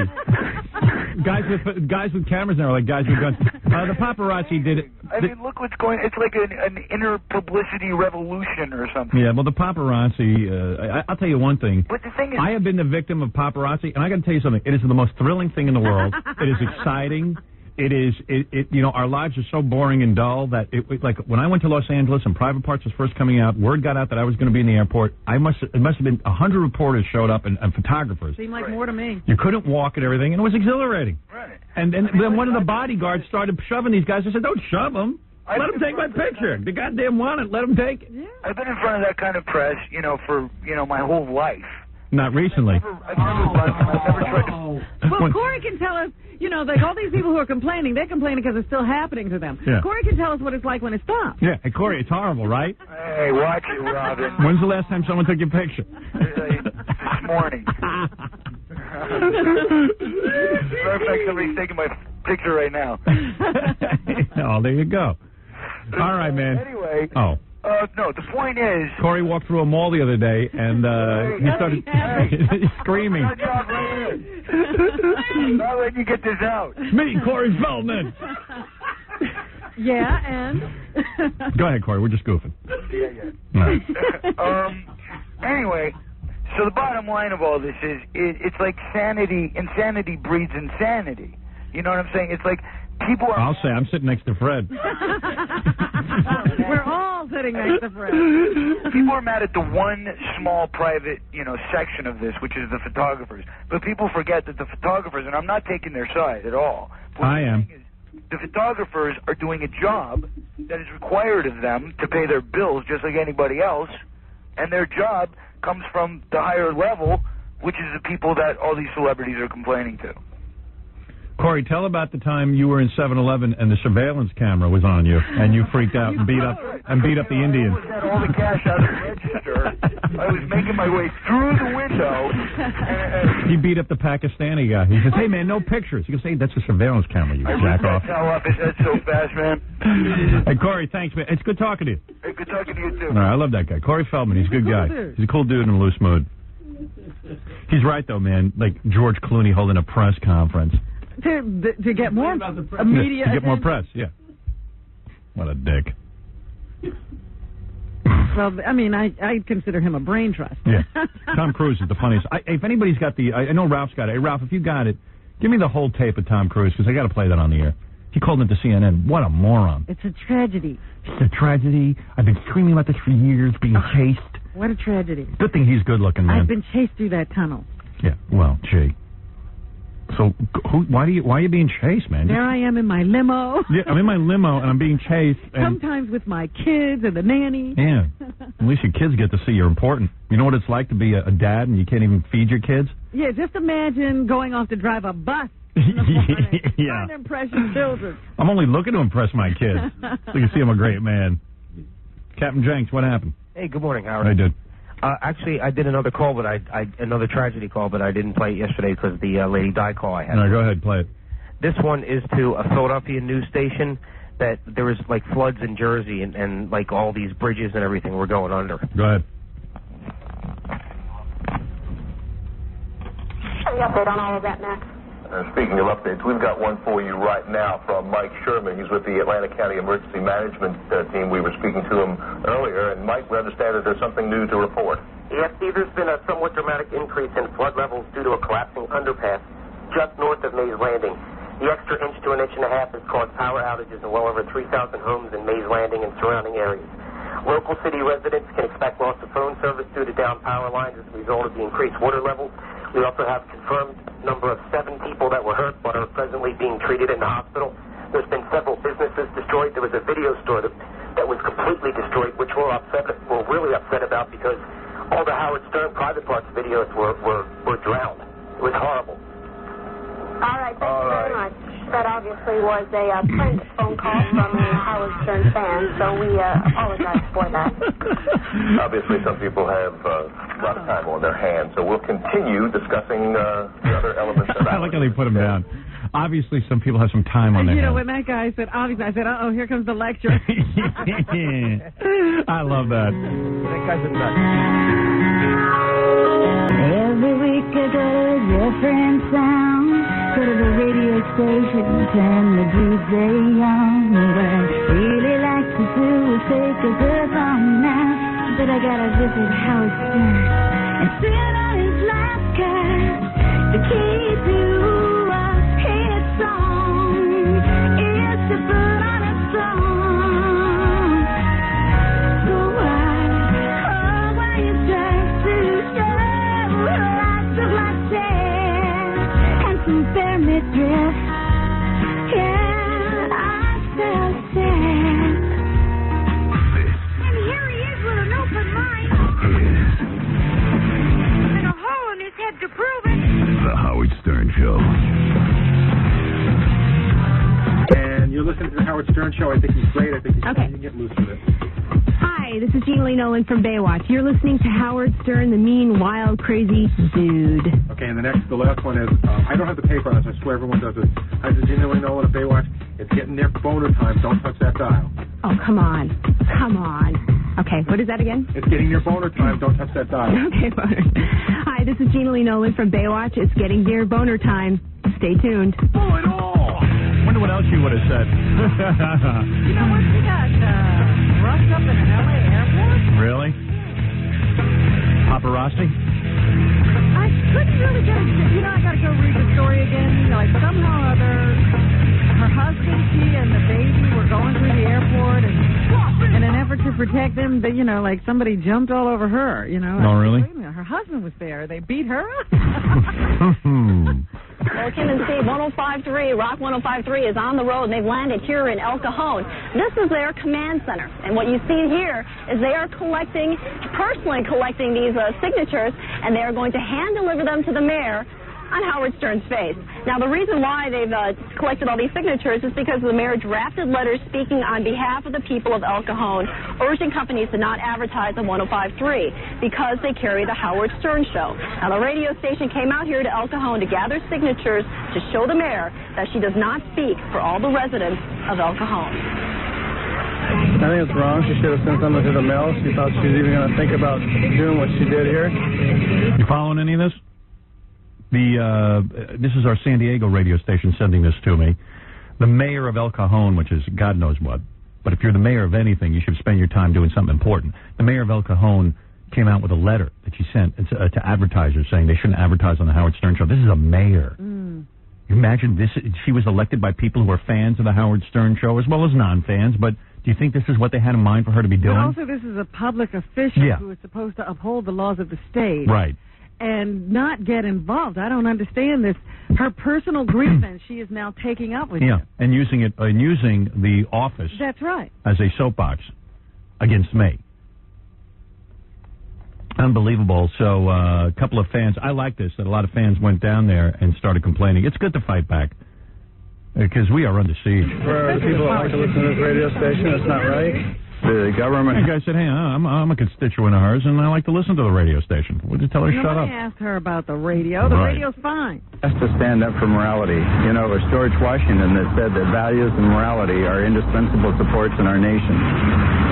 John Adams, President of the United States, said our Constitution is only made for a value and moral people, and it is wholly inadequate to the government of any other.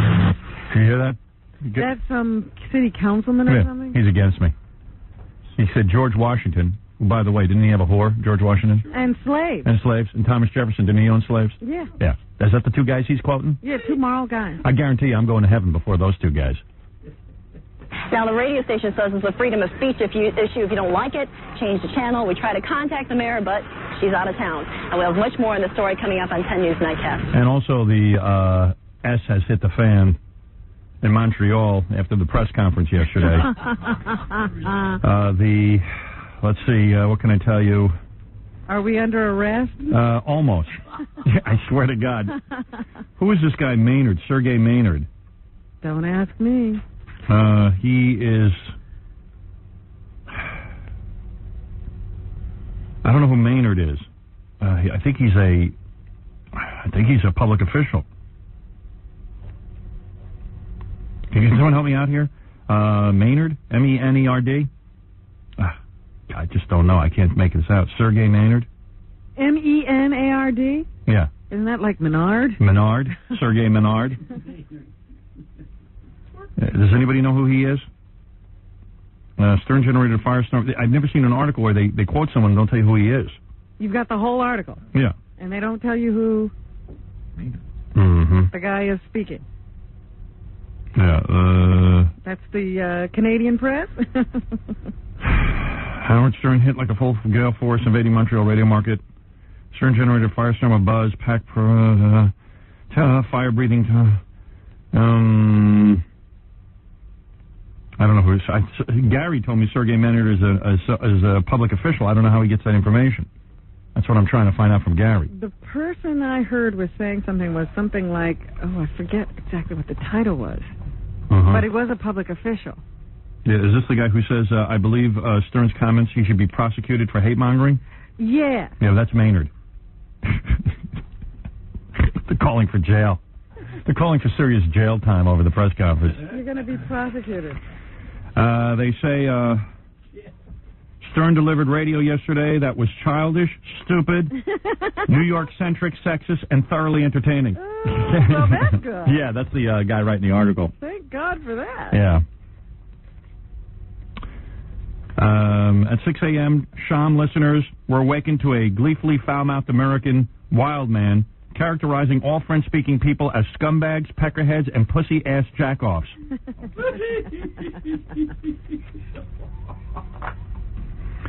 They say the other disc jockeys, they say this guy Galganov, who's a disc jockey in Montreal, had the misfortune to be up against us, and he spent the majority of his show just talking about me. That's good. I like that. Thank you, Galganov. Thank you, Galganov. And then, of course, Galganov was talking about how great Canadian people are, and no one was saying they were bad. Response to your attack. Yeah. Stern got really nasty.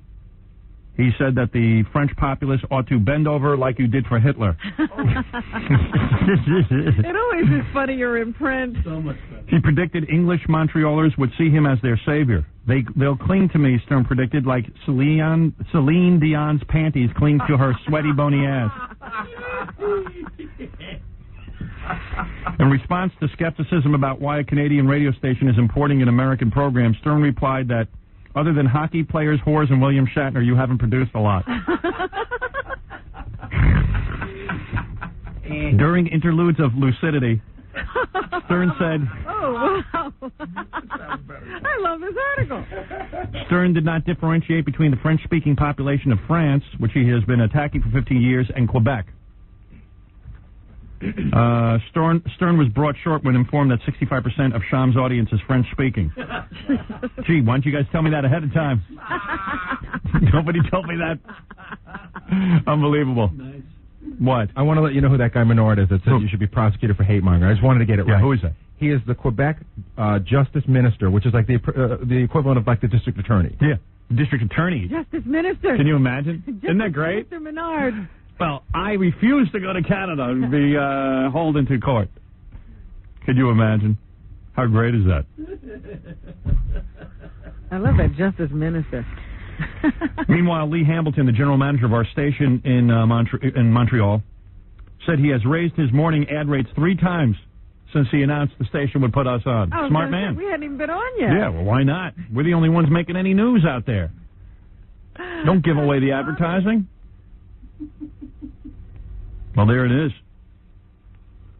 Big splash. Yeah, big splash. Let's see. One guy said if Stern were on the radio in Ireland, he'd have been killed by now. That's a great quote. Oh, man. He's that close. When do we break into Ireland? Maybe never.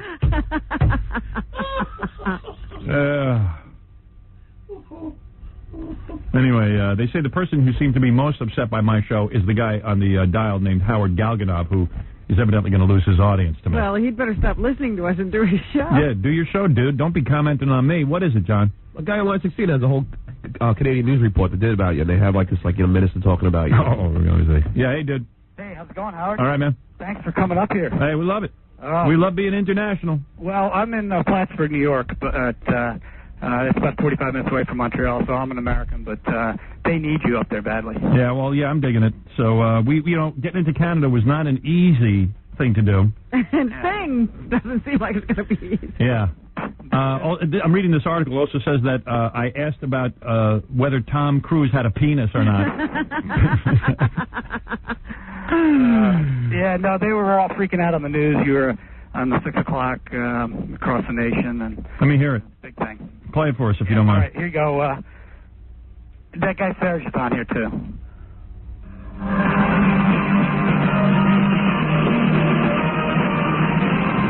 Well, Montreal morning radio may never be the same. This morning, the Howard Stern Show made its debut on Montreal airwaves, and Stern, known as America's shock jock, didn't disappoint. He managed to trash Canada, French Canadians, even the Stanley Cup. Joe Singerman reports. The people are writing letters to Montreal that I shouldn't be on the radio, but people would jump out of the plane and land on them. Early morning rock and roll radio in Montreal is now shock and roll. The bad boy of American airwaves is now heard in this city and Toronto. His show is syndicated in 40 cities. It didn't take long for Stern to make waves in this city. He began with a diatribe against anything French. Stern says the French language in North America is, quote, as relevant as Yiddish. Saying earlier this morning that all you want to do is good radio and make people laugh. That's correct. Why are you doing that at the expense of French Canadians? Why not the folks out in Iowa? Oh, I've been picking on the French for the last 15 years. I don't like French people. I felt that during World War II, France betrayed us. I believe that what they did was the most cowardly act. That when the Nazis marched into France, the French bent over. If the French are protesting my entrance into the market, I only say bend over like you did for Hitler now that I am here and accept me. Well, that was pretty tame compared to earlier remarks this morning. Using adjectives such as scumbags, Stern described French as cowards who should leave Montreal. And these comments do not sit well with Quebec's Justice Minister, Serge Menard, who says he'll investigate to see if Stern is violating this country's criminal code by inciting hatred. We don't need this kind of garbage. Howard Stern is a weird thing. He's a weird guy, no? Kind of controversial, but I don't know. It's fun for the first week. We'll see how it goes. I think he's a riot. Just turn it down when he talks. Music comes back on to it.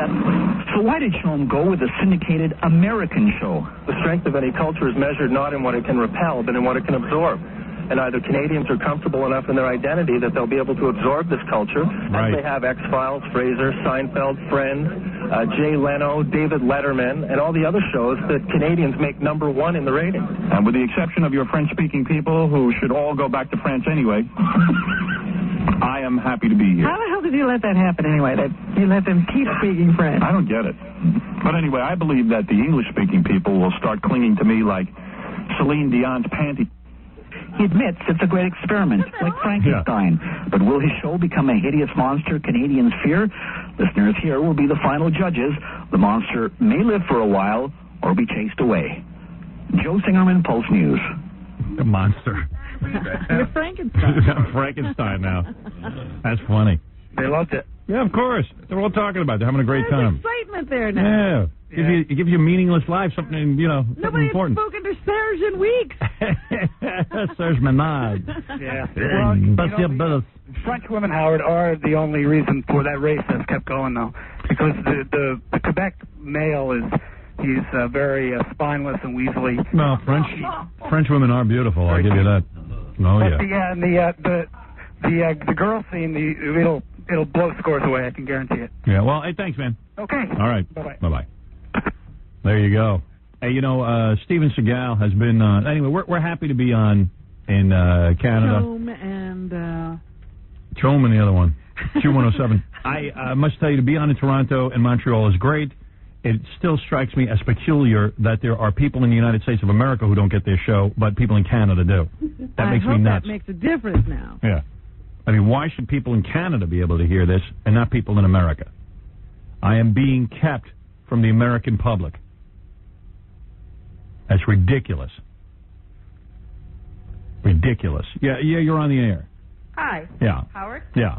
I just want to let you know, I'm 5'6", and I weigh 135 pounds, and I'm a C-cup, just so we can get out of the way.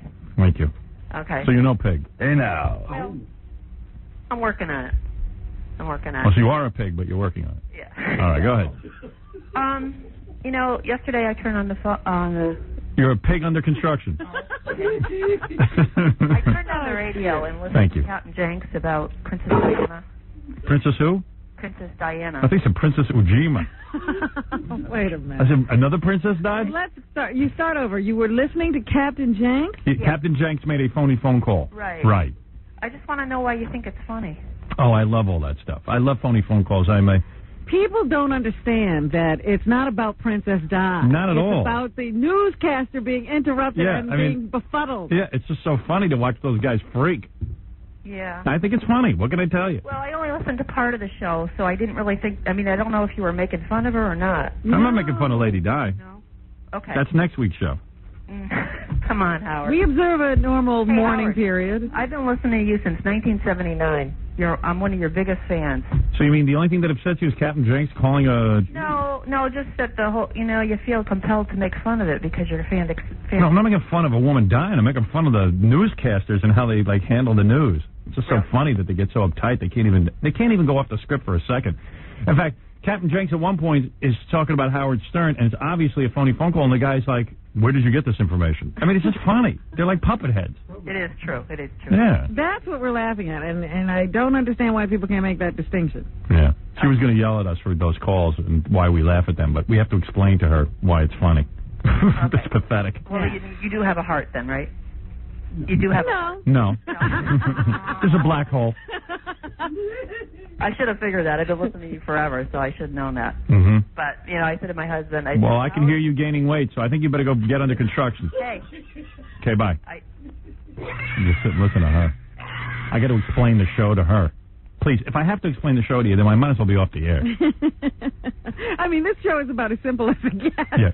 2 seconds, because I got Joan Rivers here now. She showed up a little late. Mira Segal is on the phone. That's the woman who thinks she's married to Steven Seagal. Oh, okay. Because I wondered why you mentioned Steven earlier. Steven Seagal, by the way, has been on Letterman. I saw him on Larry King the other night talking about Lady Di.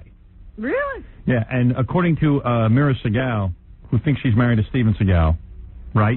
You think you're married to him?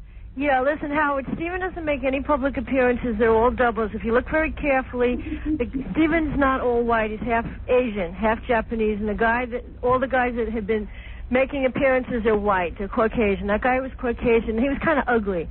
And you think all the Steven Seagals look different? Yeah, that's what she's here to say. She just wanted to get word out. Any public appearances, okay? They're all... Mira is a New York City taxi cab driver, but also has been screaming about this. She says her husband, Steven Seagal, was kidnapped by the FBI. I did not say that. You're saying that. What are you saying? No, Steven was put in the film business by the U.S. government because I was somewhat being held as some sort of a prisoner by the Church of Scientology. Okay? Right. And, so the U.S. government and the Church of Scientology are in conditions. Yeah. What? But Steven does not make any public appearances, and he won't until I accompany him somewhere. Okay? All right. So he's never made. Where is the real Steven Seagal? Where is the real Steven Seagal, please? Steven lives in a military. It's the military. Okay. And the guy that we saw on TV was a hoax? Yeah. Okay, a fraud. First of all, he's an idiot, and number two, he's a white guy. He's an idiot. Right. And who? He's ugly. Look at him. When is the last time you spoke? And he also undermines the authority of these films, which I guess you don't care. Is it Steven Seagal in the film? What? Is it Steven Seagal in the films or the imposter? No, Steven's in the film. All right. Where is? You know what? Where is the real? Every once in a while, these guys their energy kind of shows up close to. Mira, listen to me. When is the last time you spoke to the real Steven Seagal? This morning. Okay. And did you speak to him psychically or over a phone? No, we're psychic. Psychic. And what did he say to you? That wasn't him. We talked about him, and I was watching On Deadly Ground. You mean your husband you don't even recognize? What? No. She's saying... I know. First, Steven's not all white. Those guys are white. Let me clarify. But she had to ask Steven if it was him. You know what? That guy's feet wouldn't fit in that Chinese, that man's Chinese thing. Let me clarify. What she's claiming, and she is retarded, but let me... I'm not retarded. What she's claiming is, yeah. While watching On Deadly Ground, she was able to psychically contact her husband. I can psychically contact contact him at any time. All right. We're psychic. All okay? right. Come on. But you often put in a movie to contact him. I'm Oriental, okay? I'm not, Right. No, you're Jewish. The point I'm making, those are white guys. Steven's not all white. All right? Now you're Oriental? Yeah, I'm half Oriental. When did you get to be half? I don't know. Yeah, but you don't think your parents are your parents, so that's why we have that problem. Yeah. Anyway, what she's saying, man, she picks you up in her cab. What she's saying is she got in touch with him, and he's very upset because those people. Well, he's not upset. He's very nonchalant about it. He's been letting these guys do this for years. He's never done an interview. He's never gone. Why is it he won't see you? Indulge in any of the perks. He can't. He's being held. Money that he's made from the film. They're assholes. They write filthy things about these guys, and half these things are true. They're assholes. They're animals. Every single one of them is a psychopath that kills. How many are there? You had a fake Kelly LeBrock on the air, okay? Okay, listen to me. You won't admit to it. That girl is a very disturbed individual. Somebody here is disturbed. You had a very disturbed individual on the air who claimed to be Kelly LeBrock. That was a Scientologist. Okay, look. She's talking about her brother. That woman's sick in the head. Okay? All right. Listen, just to wrap up, because I got Joan Rivers here and I got to move along. I can't talk to you all morning about this. Yeah. Okay. Well, I just called to say, hi, and just to tell you that Stephen hasn't. These are not Stephen on the air, and they kind of do undermine the authority of the film. Thank you. The authority of the film. Yeah. Thank you. Is that why he hasn't gotten an Academy Award nomination? He's not interested in getting an Academy Award. He could care less. He's got his hands full with his psychic He'd connection. rather make those awful movies. Mira Segal, wife of Steven Seagal. What? These are good films. They're good films. Mira, you've been arrested, haven't you? No. Oh, didn't Steven? I don't think this has anything to do with. What does that have to do with the time of day? Didn't you stalk Steven Seagal? Look, to be honest with you, if I took money under the saying that I was Steven Seagal's wife, I wouldn't be arrested. Did you ever stalk Steven Seagal? No. Do you have a marriage certificate with Steven Seagal? Have I ever what? Do you have psychic sex with Steven Seagal? I don't talk about sex on the air. Smart woman. I have clean living. I have more. Something should be private, like mental illness. I don't even know what I'm doing listening to your show. Exactly. Thank you. And why doesn't Steven see you? What? Why doesn't Steven see you physically? He's being held. I'm asking her. Well, I want to tell you. Can I tell you something real fast? Have you ever seen Mira? In the Middle East, they have all these problems with the Israelis and the Palestinians. I was being used as mind control experiments. That back up the Mel Gibson film. Yeah, I know. You think you're Mel Gibson in conspiracy theory? Yeah. Well, the Palestinians were targeted. I got to bail out of this. He won't answer my question. What is your question? My question was, why won't Steven see her? Okay. You come from a certain establishment, but this stuff is all over the street. He responds better to male authority figures. People know this, the police know this, Watch the me. FBI knows all this kind of stuff. The stuff that the Church of Scientology. Honey, one question. Yeah. Why won't Steven Seagal see you? He will. Oh, he will? Yeah. When will he see you? In years. What? Let me handle this. You have not seen Steven in years, true? Why? Every day. You speak to him every day. That's psychically. Why won't he see you? What? As soon as this is all cleared up, these people still have weapons directed at them. Okay, thank you. You have to be harnessed to mind control this kind of... Mira, we'll leave it at that, and we'll speak to you again soon. She says there's guns trained on her? Yes. I can't hear you. There are guns trained at her. I know I have one trained on her. You're in some sort of a cover-up here, and, this is very dangerous stuff, okay? There's been weapons and all this kind of stuff directed at me. It's not funny. Thank you. They're not funny. This is very dangerous people. Hi, Sheila, you're on the air. Hello? Yes. I'm on the air? Yes, quickly. Oh, well, I just wanted to say, is this Howard? Yes, quickly. Okay, I just wanted to say that I was a little, disgusted by what you did yesterday on Lady Diana. What did I do? Well, actually, what you did was you kind of been degrading her a little bit for her efforts with AIDS and everything else. Not at all. I have to say she was brave. Anybody who'd shake hands with an AIDS. Oh, she reached out and she touched an AIDS patient. Yeah. Deal. How many AIDS patients have you spent time with? 3. 3 AIDS patients, and they were probably personally related to you? Or No, 2 of them were personally related. 1 was not. Well, I mean, I just think that she's done a lot. How many of you related to? Quite a few. Yeah, I've liar. lost quite a few friends. Bull. You don't have any friends with AIDS. You're a liar. My best friend lost her husband. Yeah, sure. Oh, yeah. Mm-hmm. Why didn't he wear a rubber? I can give you the name. All right, who cares? Who cares? Yes, Mark, quickly, and this is the last call because then I'm going over to Joan. Howard, I'm sorry, you got to hold on you got to riff for like 20 seconds and I'll play it for you. Hold on. All right. What has he got? He's got a tape of me on Jeopardy. Oh. I was a question and an answer. Sorry about that, dude. Go ahead. Here you go. Ron Davis looks back at his photographic work in Los Angeles. The hell is wrong with you? Dan, what is NATO? Yeah. Summit meetings for 200. In 1989, this president met Gorbachev on a ship. Howard Stern. The Seasick Summit. Atish, who is Bush? Yes. Can I tell something 96-200? This shock jock exposed his private parts in a recent film based on his autobiography. Dan, who's Howard Stern? Yes. Let's go back. Wow. Oh, what was the category? I think it was ass wipes. Films of the 90s. Okay. Oh, cool. When did that air? Monday, Labor Day. Cool. Thanks, man. Sure. All right. Bye. Dog Star on the E! Show tonight. That's Keanu Reeves' band. They stopped by the studio. We need to talk to Keanu again. I understand that he was fighting with Al Pacino the whole time they were working on this new movie. It's a cool movie. Here are the real facts behind Keanu and his alleged marriage. Oh, what movie are you talking about? It's called, I don't know, Al Pacino plays the devil in it. I forget the name of it. I spaced out and thought about Johnny Depp for a second. Oh, no. Here are the real facts behind Keanu and his alleged marriage to music mogul David Geffen. And we'll be talking about that. It's 30 special minutes with Keanu tonight on TV's ratings champion, The Great E! Show. That's Dog Star. Joan Rivers coming in next. We got to take a quick break, and we also have to give away the trip to the FBI and Crackhead Bob in Memphis as Elvis's cousin. All that to come. The Howard Stern Show.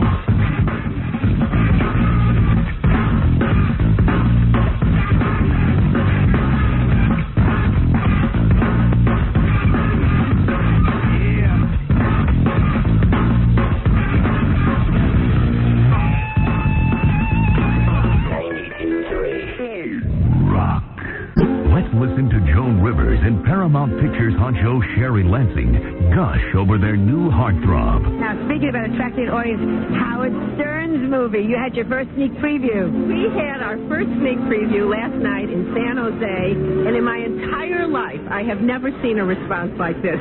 The audience went crazy. They absolutely loved it. I've never had a response like that as long as I've been working in the movie business. And it is a spectacular movie. It's really, really funny, and it's a great love story about he and his wife as well. Yeah, I'm just delighted. Great to see you. Thank you so much. Howard's my very good friend, so I'm so glad. That makes me very happy. Beautiful. So wonderful and so funny in this movie. You're going to love it. I love him, and I love seeing you. Thank you. Good luck tonight. Nice seeing you. Sherry. Nothing better than two powerful broads talking about you. That's all media. Right, okay, Dog Star on E! tonight. Hey, don't forget, tonight's a real big night on TV because isn't tonight the night the new Star Trek stuff comes on TV? It's the season premiere. And they unite with the Borg. I dig the Borg. I watched the new Star Trek. Listen, I thought the second crew was the best crew. Yeah. But this crew ain't bad. Hey, Joan Rivers is here. Anxious to talk to her always. She's just real honest. She's cool. I did Jackie's plug, thank God.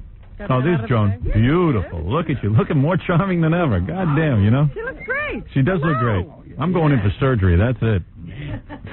I haven't made my decision. How does she keep doing this? She looks beautiful. I'm married to Steven Seagal. Do you work out every day? Every day. You might. I mean, you look younger than ever. Yeah, sure, Howard. I have a cut cornea.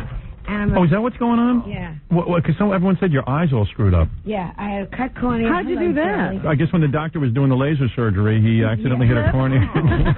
Yeah. The scalpel missed. What happened to you that you have a cut cornea? I see you wearing the dark glasses. Yeah. Were you poked in the eye by male genitalia of your boyfriend? What is it? He's so masculine, it would have knocked my eye out. Right, yeah, you would have been dead. Would have been dead. Right. The paparazzi would have been swarming all over you. They were already just with this. Right. We had to fight them getting in here. What happened to your eye? Because it really does look disgusting. What's going on? Yeah. I scratched taking out a stupid contact lens. I would never do that. Yeah. Well, what can you do? I would never wear the contact lenses anymore.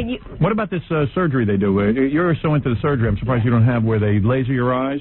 Yeah, but that's for old people. I see. No, you know what I'm talking about, where they connect. That's where they correct your vision. Yeah, but mine is the opposite. That's when you have to have a certain, like you're nearsighted and they can make you farsighted. I've got, being Jewish, I've got the wrong kind. Oh, you do? Oh, what are you, farsighted? I don't don't know. One eye is one thing. One eye, it's like a you're joke. You're messed up. I wouldn't get in the car with me. You know what I'm saying? Joan, obviously you were close friends with Lady Di. I met her 3 times. Oh, you did? Yeah. And didn't I remember? But wait a second. I remember in the like in the 80s, you were doing tons of Lady Di jokes, right? Right. After she met her, though, she turned nice. Yeah, that's isn't that the problem? Not really. Isn't that the problem in comedy that you meet? See, me, I'm sequestered. I don't know anybody. You meet them, and then you feel so guilty when you do jokes about them because a lot of them turn out to be nice. Elizabeth Taylor used to make tons of jokes about them, like you met her or something. Then she lost weight. I was pissed. I had a house and a mortgage, and that selfish woman lost weight. Well, you can make fun of her now. I mean, she really looks odd. She's gained it back. She's gained it back, and she's got Bruce Willis's hair. Yeah. We like that, right? So you, Lady Di, what do you want to say? You want to say a few words? I want to say, no, not really. Not really. Okay, fine. We'll move on. I'll tell you what I want to say. Okay, go ahead. I'm very sorry for her. I'm very sorry for me because 1/3 of my act is gone. But truthfully, terrible. I mean, what do you think of the paparazzi? Yeah. You want to know the truth? Yeah. I think if somebody can make $5 million, everyone's coming down the paparazzi. Right. Truly, they got the guy that got the picture of her kissing Dodie made $5 million. Did he? Yeah. $5 million. 3 million pounds, $5 million. Wow. On that one kiss in the. 3 million pounds. I thought that was Rosie O'Donnell's weight. Oh. I must have read it wrong. And that's just her head, by the way. That's just my thigh. Yeah.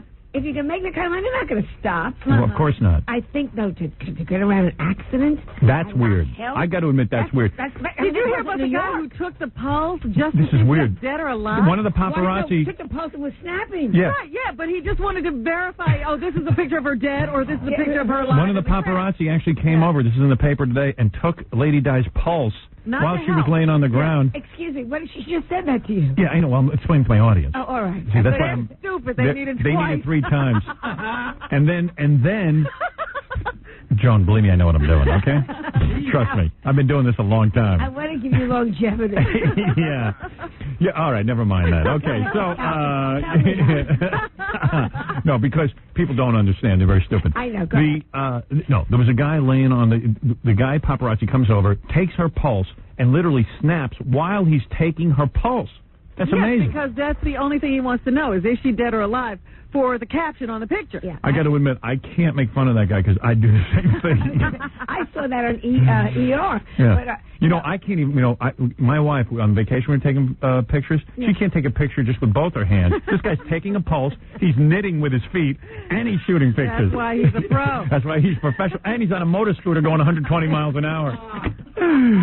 Ronnie, the limo driver, has a theory that the guy wasn't going 120 miles an hour. He says it's impossible. Somebody told me kilometers. What was that? Kilometers. No. They were converting it into miles per hour from the kilometers. But I'll tell you something. Look, here's the deal.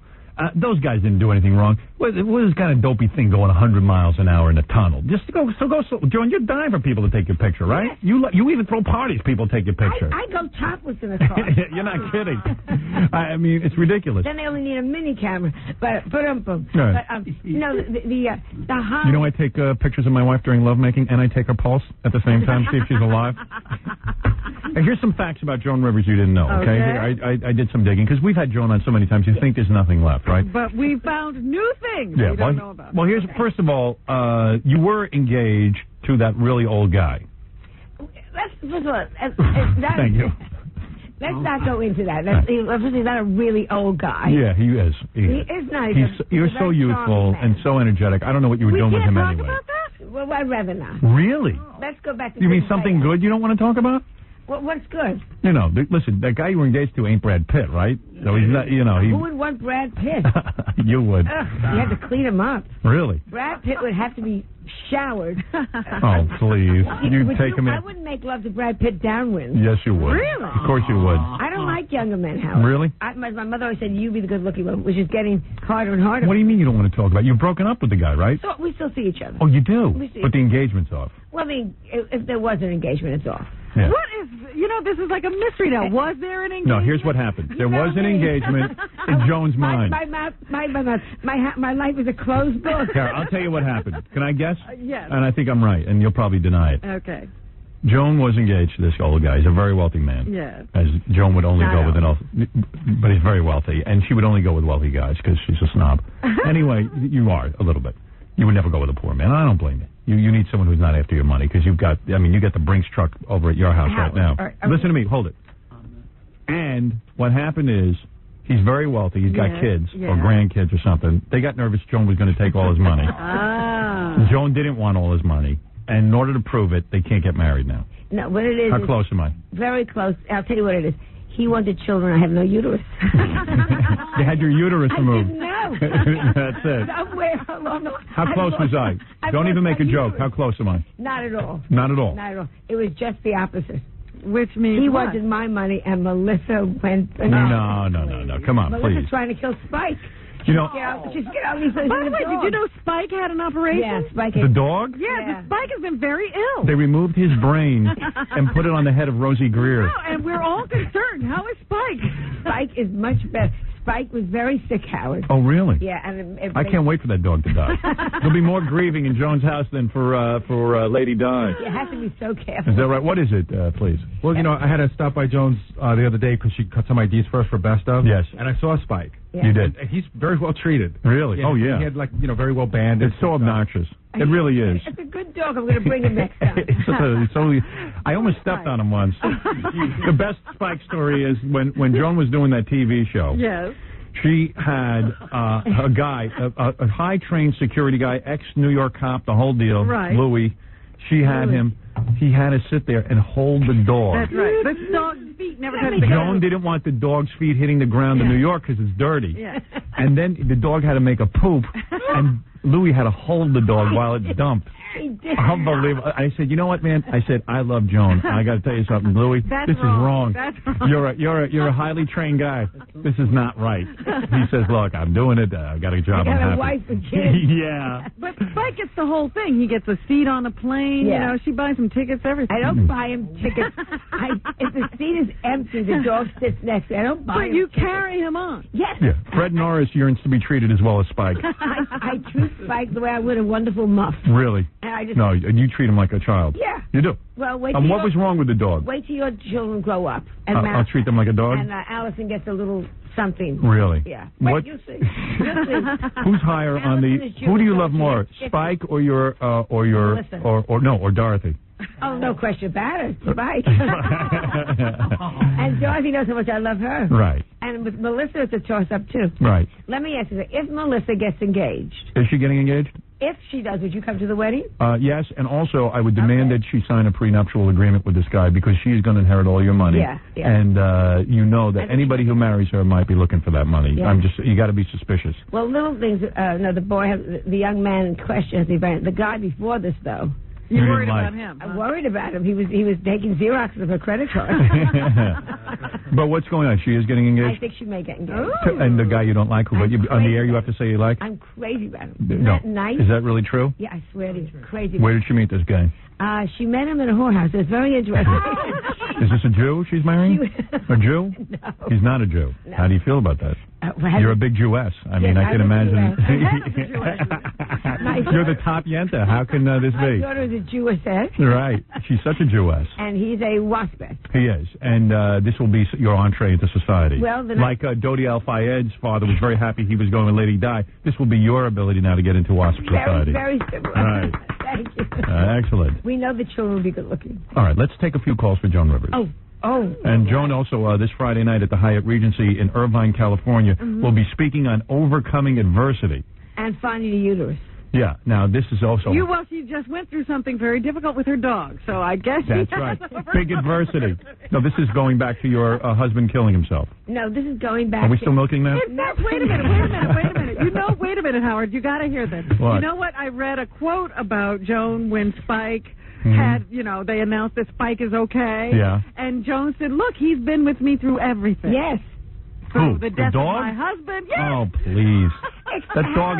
The loss of my TV Do you know, if you took that dog, that was her quote? Yes. If you took that dog and put it in somebody else's house, in your house tomorrow, it'd be as loyal to you. He's loyal. Crying out loud. He's been with me through the loss of my husband. This is a little... Mike was there. Yeah. He was there for me. It's unbelievable. A four-legged piece of history. You're damn right. And people have dogs. You two are very cool. Wait, let's make sure we plug this. I don't want to make this into a joke.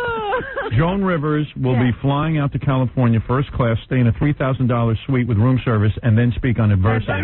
Yes. So I think all of you should attend. Adversity is that there's no flour on the tray when room service is delivered. Yeah, that's happened to Joan 2 times in her life. Do you know adversity, please. Like a room service doesn't come on time? Well, you did have adversity when Johnny Carson and you went up against him. And fired. But the death of your husband was not adversity. I still maintain that. Howard, you were already divorced almost, and you were already almost dating, and you were already hungry for young guys. Please. Howard, please. We've all been through hell, and I just tell people how I got through. What's the worst thing that ever happened to you? Worst thing that ever happened to me? Probably Edgar suicide. Really? Yeah. I thought you were secretly happy. Yeah. I really do. I'm serious. I don't even think you could spell adversity, Joe. Trouble. Right. Spell potato. All right. Hi, you're on the air with us, Joan Rivers, and Dorothy. Yeah. Doesn't that look good? Dorothy looks beautiful. Yeah. I'll have to make love. By the way, Joan has just revealed that she now has 3 breast implants. Ah. That's right. No uterus. Any new surgery? You look fabulous. No uterus. I'm really obsessed. And you're doing your radio show still? I'm doing great. You are doing great. Best time. Really? I know a lot of people listen to you. What? They enjoy the show. Do they really? Yeah, really. That's great. Yeah. Every once in a while somebody comes up to me and she says, boy, it was a good show. I go, oh, thank you. Right. Makes you feel great. Oh, good for you. You're doing good. Tell me what's going on. Hello? Do you want to speak? Hello? Well, maybe no one's there. Nobody's there. The hell with her then. Hello? All right. Fine. Yes, Leslie, you're on the air. Yes. Yes, hello, what can I do Leslie. for you? Hello, Mr. Stern. Mr. Stern? Yes? Yes. Yes, how are you? How am I? Yes. Wait, I'll give you a bulletin. Yeah, get to the point. How am I? Who cares how I am? I do. You care how I am? All right, it's hanging to the left. It's not even hanging. That's the sad part. It's like a belly button. It's pointing. It's pointing straight out. I have nothing there. Which side do you wear your what do they call it? They call it which way dress you dress? to the left? I don't even know. You dress right or left? Is that what they say, you dress? Yeah. With a man. The Dorothy doesn't know this. I don't know the tailor asks, right? The tailor asks you which side you address yourself to. Yes. No tailor has ever asked. Joan? Yes. Yes. Would you mind letting me speak for a moment? Yeah, shut up. You really have something to say. Wow. Hey, Joan, could you just shut up? Thank you. This woman has been waiting on the phone. Yes, ma'am. Go ahead. Yes, I'm not a man. I'm a woman. I said ma'am. Sorry. Mr. Stern. Very hostile. You're very hostile. Yeah. Joan, could you please just... Oh, you shut up. I'm here in person. I'm trying to be nice to you, and you're being so rude. Talk. I have no respect back for you. What am I going to have a fight with someone? No, come You're on. This is ridiculous. It's ridiculous. You know this woman will be speaking about overcoming adversity? Mostly about your phone call. I was going to say, this is adversity. Yes. Ma'am, go ahead. Oh, is she upset? Are you crying? Are you upset? Hello? Yes, Mr. Stern? Yes. What can I do for you? I'm shaking. Good. I'll be right over to hop on top of you. I haven't felt movement underneath me in a long time. Now stop it. What's the problem? Mr. Stern, I don't care what you do south of the border, but you have insulted my province, my country, my justice minister, my prime minister. Why are you doing this? You take it that personally? Are you from Canada? Mexico. Are you from Canada, really? Joan, I've had respect for you all my life. Please. Why? Yes, why are you so upset? Seriously, why? Calm down and tell us. You've made me lose respect for you, too. But why are you so upset? She's a wacko. Don't you know that we're all here to entertain you and to make you feel No, better? she's stupid. You can't get through to her. For 1 minute? She's dumb. She's dumb. You're never going to get through to her. You will. You This will. is a nitwit. Tell us why you're this upset. Why are you crying over something and somebody's just trying to make you feel good? Howard is here to make you feel happy. Well, wait a second. Wait a second. What is your IQ? That's the first question. You've got to be a moron. What do you do? The temperature in Montreal is higher than your IQ. I have a... How stupid of you. I mean, ma'am, why don't She's you... about to answer. Oh, go ahead. I have an honors degree in clinical psychology from Bishop's University. Yeah, well, every idiot You're can go to kidding. Bishop's University. That's for idiots. In psychology, I'm shocked. And that's another major for idiots. Anybody can be a psychologist. They're a dope. And what do you do? She cries. What? First of all, she's as close to a she's perfect to be a When psychiatrist. did you graduate and you're not doing anything right now, huh? No, I'm not. Darn. You mean you're not helping so people? much need. Ma'am, let me. I got Joan Rivers here, and I don't have time for this nonsense. May I speak for Go a ahead. moment? All right. Well, stop crying and speak. Okay. Sound like a moron. I'd like you to know we have a fragile situation in our province.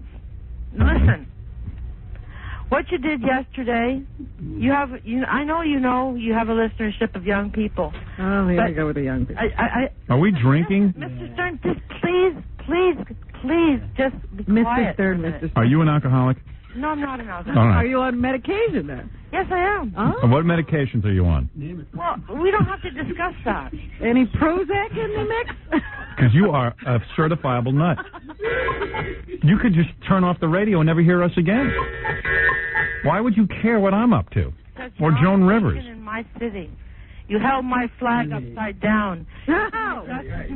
All right, easy. Don't use foul language. I never said that. You do. I never said the S word. Not allowed to. I would. All right, Mr. Stern, I'm going to get serious with you. F word. If you say the F word, I will have to hang up. Yes, you will. Okay, I won't use the F All word. right, please, your foul language cannot be on I'd this like air. to see you off the air in Canada, but now I've decided I'm going to go for the United States, too. Thank you. Goodbye. All right.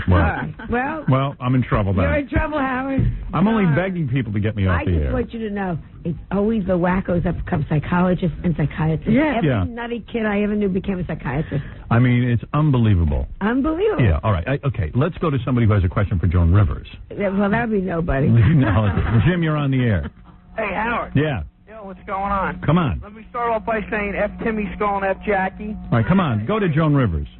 This is for Joan. Joan, in 1992, you were at Valley Forge Military Academy in Pennsylvania for QVC. Yes. Okay? Yes. I was a cadet there serving food, and my job was just to serve Spike. That's all I had to do. Show business is great. I had to sit in the back, in the kitchen, with one of her bodyguards and wait to get into the limo. I had to wait an hour for them to cook grilled chicken just to make sure it was right before they could feed it to Spike. Well, that's lovely if they did that. How sweet. I didn't ask them to. That's adorable if they did. Of course you did. Did you spit in Spike's food? Yes, definitely. No wonder the dog's sick. John, you can't have people running around with pieces of chicken for the dog. I didn't do that. Is that right? I made the limo driver wait in the limo, and I had to knock on it and say, I'm here to feed Spike. And Spike couldn't be fed just in any bowl. It had to be on a silver platter. Oh, Well, get out of here. That's absurd. Even I don't believe that. Yeah. Outrageous. Let me All tell right. you something. I want to come back to the next life with Spike. All right, here's some things I know about Joan Rivers. Okay, first of all, you know how you in your act you're always sort of like making out like you're ugly and all this kind of stuff. No way I ever buy that because your first husband before Edgar was an heir to a clothing store. He was a rich guy. Yeah. A rich guy. Yeah. You let him go? Oh. Lousy in bed? His name, but, Really? That bad? and he called me up like 18 years later, and he said to me, "Gee, we ought to get together." And me, I said, "Why? Who wants to see you?" Why did you marry him? I married him because in those days Heir to you a got clothing store. married. Right. Those days you got out of college. I was a bridesmaid 9 times. Wow. And you just 9 said it was bridesmaid embarrassing. Dresses. How many Right. times can you look at a closet filled with these ugly dresses and you're sitting single? So he's still alive He's still alive, but I kept the ring. and a wealthy man. Yeah, I got a nice ring. All right. I gave back everything but the ring. Your comedy name in the early days was Pepper January. Pepper January Comedy with Spice. Oh, man. That's really wild. Thank God you grew All up. right, here's another thing. You wrote comedy. I mean, we all know you wrote for Candid Camera. We know you wrote... You're desperate if you have to have a Wait fact a sheet. second. No, I like this. You wrote for Zsa Zsa Gabor? Zsa Zsa What Gabor. jokes do you write for Zsa Zsa Gabor? What does she need jokes Let for? me tell you about Zsa Zsa Gabor. Yeah. They are going to have a Zsa Zsa Gabor show. She was on a show that I was doing for ABC. So Okay. they said, you write the jokes for her. So I followed her around. She would say to me, "Darling, come help me sew my dress." Oh. So I would start to sew. They said, "Oh, darling, I forgot to do something. Just finish my hem." And I find like 3 hours later going, "I'm a writer." And just sewing. always. She would she would start them with you. Yeah. You know, darling, just come and help me do this. Just help me come and mend this. Okay. And then suddenly she's, I'll be right back. How arrogant. No, how smart. Yeah. Please. Writers all over America sewing your clothes. And I love her. She was a very smart lady. Really? And very, very sexy in those days. Chubby, but the men, she was like a real chubby. Ever kiss her? On the lips? Once No. or twice. All right, so now you're going to be going out to California To see Melissa. and she's getting married. I think she's going to get engaged. I Right. think so, yeah. And Well, you go. is it supposed to be a surprise you're announcing it here on the radio? I think they haven't asked me yet, but I think they're both very excited. They want to take me out to dinner and talk to me. So what do you think? Okay. Isn't it true she's pregnant as well? Yeah, well, no, she had the baby. Oh, she had the baby. They Little want, Howard. your daughter called you up and said, I want to John and I want to talk to you. I'd like to talk to you. talk to you. And you're going to let her get married. And will you And they force maybe them to ask sign a prenuptial agreement? I'm being serious now. Of course I would. You have to have a prenup. Right. Because your daughter's a wealthy woman.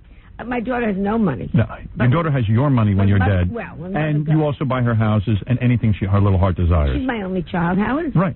I'm not putting it down. I'm just afraid that a guy will get his hands on that and start a mail order business and go through it in 2 seconds, okay? All you've worked for. What does this future husband do?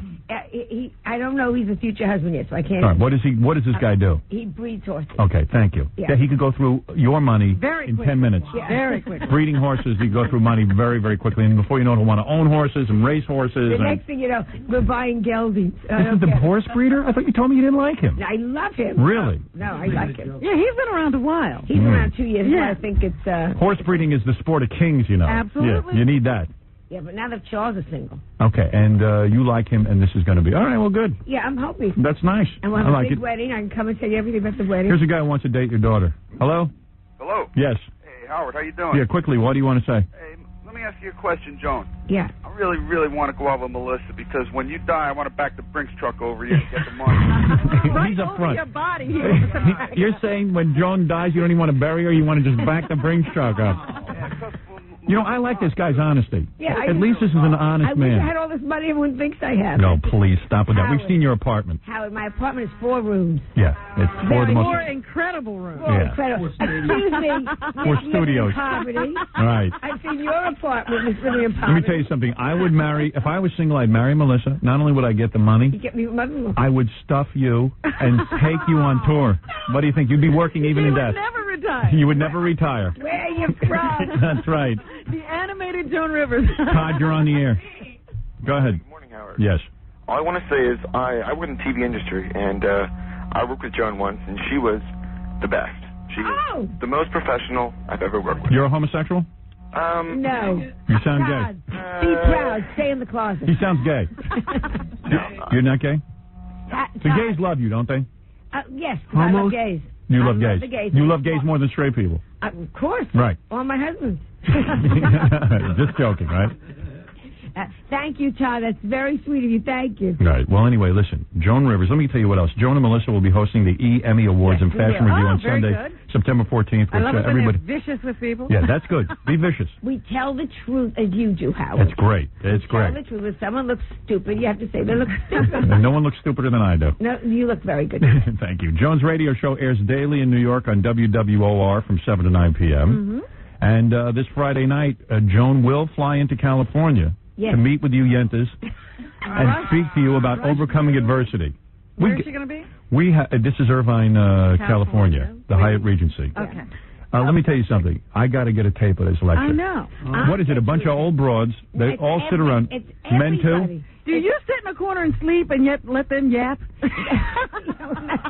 What is it? All you rich broads can whine together? Is that the We session? go in and everyone has problems, Howard. Absolutely. And we talk about how to get over them and easy ways to get over them, moving forward and not dwelling on the past and not being a whiny baby. Right. And it's really tough. I'm very tough. You and Oprah, tell them how to solve those Oh, problems. yeah. Joan will tell you how to do it. In fact, they'll pass out caviar, and then they'll pass out a little wine, and then you can complain. Yeah. Bunch of rich old broads all complaining about their lives. And a lot of people have trouble, Howard. Yeah. You know that. No, I know that. No, this is a nice thing for you. Aside from doing comedy, you go out and you tell people how to live their This lives. is how she gives back. Right. This is how I give back. Thank you. What's it cost, by the way? 170. No. What? Seriously, what is it? What's the cost, Dorothy? Come on, Dorothy, you know. Oh, it's not that much. About $15, $20, I would think. Oh, please. Dorothy knows everything down to the last dime. Dorothy you really misunderstand Dorothy. Dorothy's a very simple woman. You talk about adversity. Here's a woman, Joan Rivers. I think we all know her history. There was a time, I don't even know if you've ever admitted this on the air, and we should talk about it. Joan's pool heater broke. Yes. Oh, was that a bad And day? she had to make 2 calls to Dorothy to say, help me. Herself. Yeah. She picked up the phone. You called Dorothy yourself? God, the adversity. Anyway. I didn't call her myself because I didn't have her number because the girl that calls her was out that day. Right. I really was stuck. Are you going to hold a press conference like John Travolta and say that you're there to help Lady Di's children? That's right. That's what you should do. Is that the sweetest thing? He is sweet. So call me. Yeah, he's a little too sweet, if you know what I mean. He's so sweet. He's very sweet. No, what I find amazing is all of them that have come out against the paparazzi, that are made by the paparazzi. Right. George Clooney came out today. Yeah. Up against the paparazzi. The guy wasn't wearing a shirt when he was talking. He was happy to have paparazzi. I'm looking for paparazzi. Paparazzi. All right, listen, Joan. Any more QVC appearances coming up? Please say yes. When is it? September 26th. September 26th. I walk around like I'm like a moron. People say, "What are you doing tomorrow?" Ask Dorothy. Right. I just go. Well, you have your people. You have adversity to worry I just about. want you to know, in the taxis, I just want to tell you the 2 things they wouldn't let me say in the taxis. Go ahead. Because the first thing, You're referring to the fact that your voice is heard in taxi cabs. And the 2 things I thought were much funnier than what they put in. They put in things that nothing offends anyway. I wanted to say if the taxi driver is wearing deodorant, give him a better tip. That's funny. See, I like that. Can't say that. Can't say that. I said if the taxi driver actually says thank you when you recover, give him a bigger tip. And what do you actually say in the taxi? I say something like, oh, the color is very hey, that's a great color you're wearing or something. And we're going to Grant's Tomb because I date him. I mean, they took like the most innocuous things because they don't want to upset the taxi drivers. Well, a lot of the taxi drivers have to listen to these tapes over and over again. Oh, can you imagine hearing, what's his name, Pavarotti? I can't understand. Is it Pavarotti? Domingo. Domingo. What? I am looking forward to Melissa's wedding. Yeah, you have to come. I will be there. Yeah. I will ruin it. Yeah. Like I ruin all weddings. He will be quoted, and it will be a bad quote. I will be as drunk as Lady Di's limo driver. You know that. Well, after the Trump wedding, O.J. went off and killed his wife. That's right. And I was there with him. He met Howard. He stayed with me the whole night, as a matter of fact. He really did. He really did. Look out. And, you think O.J. did it? Oh, no. You're kidding. It was just a coincidence that he was bleeding. Why am I let me ask you something. Why am I the only guy in New York not asked to do those taxi cab announcements? Because you know what I say? I go, hey, when you get out of this cab, smack the guy in the back of his turban. All right. Goodbye, Howard. I'm off. I'm leaving. I'm just going to come say hello. I love you. I haven't seen you all. Love you too. And coming up next, I got the guys from Stone Temple Pilots. Their band leader was on heroin. They had to get rid of him. Now they got a whole new band. Trying out a new guy. That's a fascinating story. Can I tell you one thing? Yeah. I saw them in the dressing room. They're still on. They're not on. They weren't on heroin. I think Edgar was on heroin. These guys are very smooth. Yeah. Now, there's a whole long story here that we got to go through. I'm going to listen to it in the taxi. Please, and smack the guy in the back of his turban. Goodbye. I love you so much. Spike is on lewds. All right, we're going to take a break. Don't forget on the E-Show Dog Star. We'll come back. We're going to be here with Talk Show. Those are the guys, the reformed Stone Temple Pilots. That's right. So, what? You hear something? What's his name? Howard Stern. We'll be right back.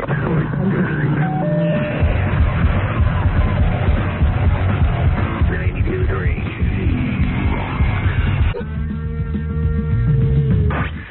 Hey, over there. You're listening. Yes, I mean you. To the Howard. What? The Howard. What? The Howard. What is that? I'm always fascinated when a band is so successful, like Stone Temple Pilots, and then they have trouble with the lead singer.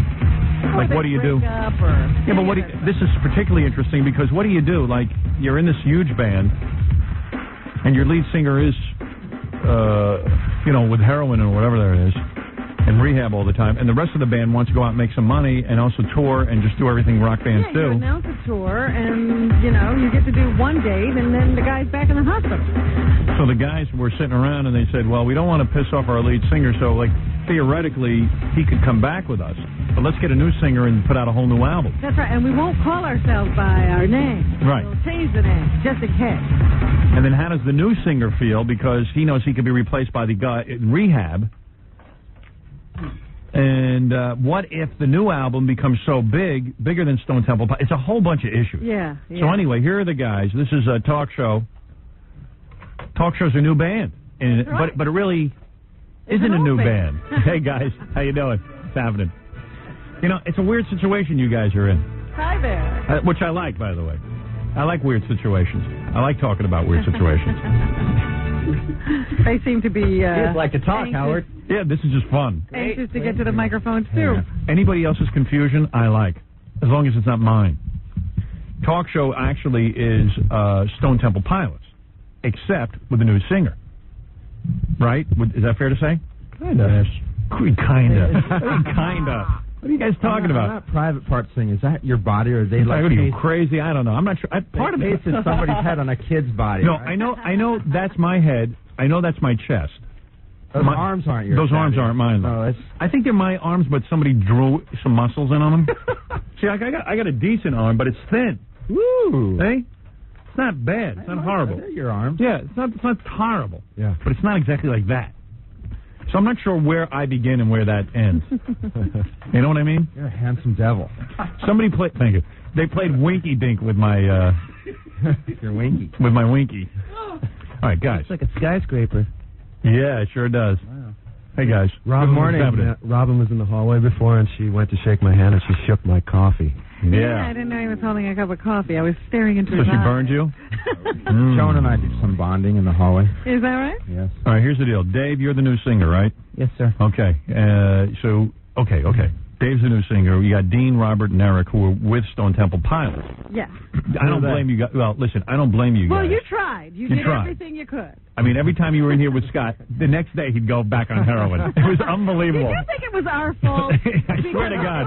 We came here. There was something synonymous with that. You and Smack. You guys are good guys. I mean, listen, you're great musicians, and you said, hey, look, we're going to hang in there with Scott. We're doing everything we can for Scott. I don't think you were mean or vicious to the guy. I don't think so. But, you know, they were always on pins and needles. Things are very amicable between us. Scott and I have a very lucrative lawn business that we do. And excellent. You've been doing lawns? We do a lot of cash. Take us through your pain, though. Take us through your pain before we get to your new singer. Hold on a second. Oh. All right, wait a second. Do you want the troubled artist? Because there were all the press conferences and everything. Yeah, the press conferences were the best. Our singer is in rehab, but we are a band, we think.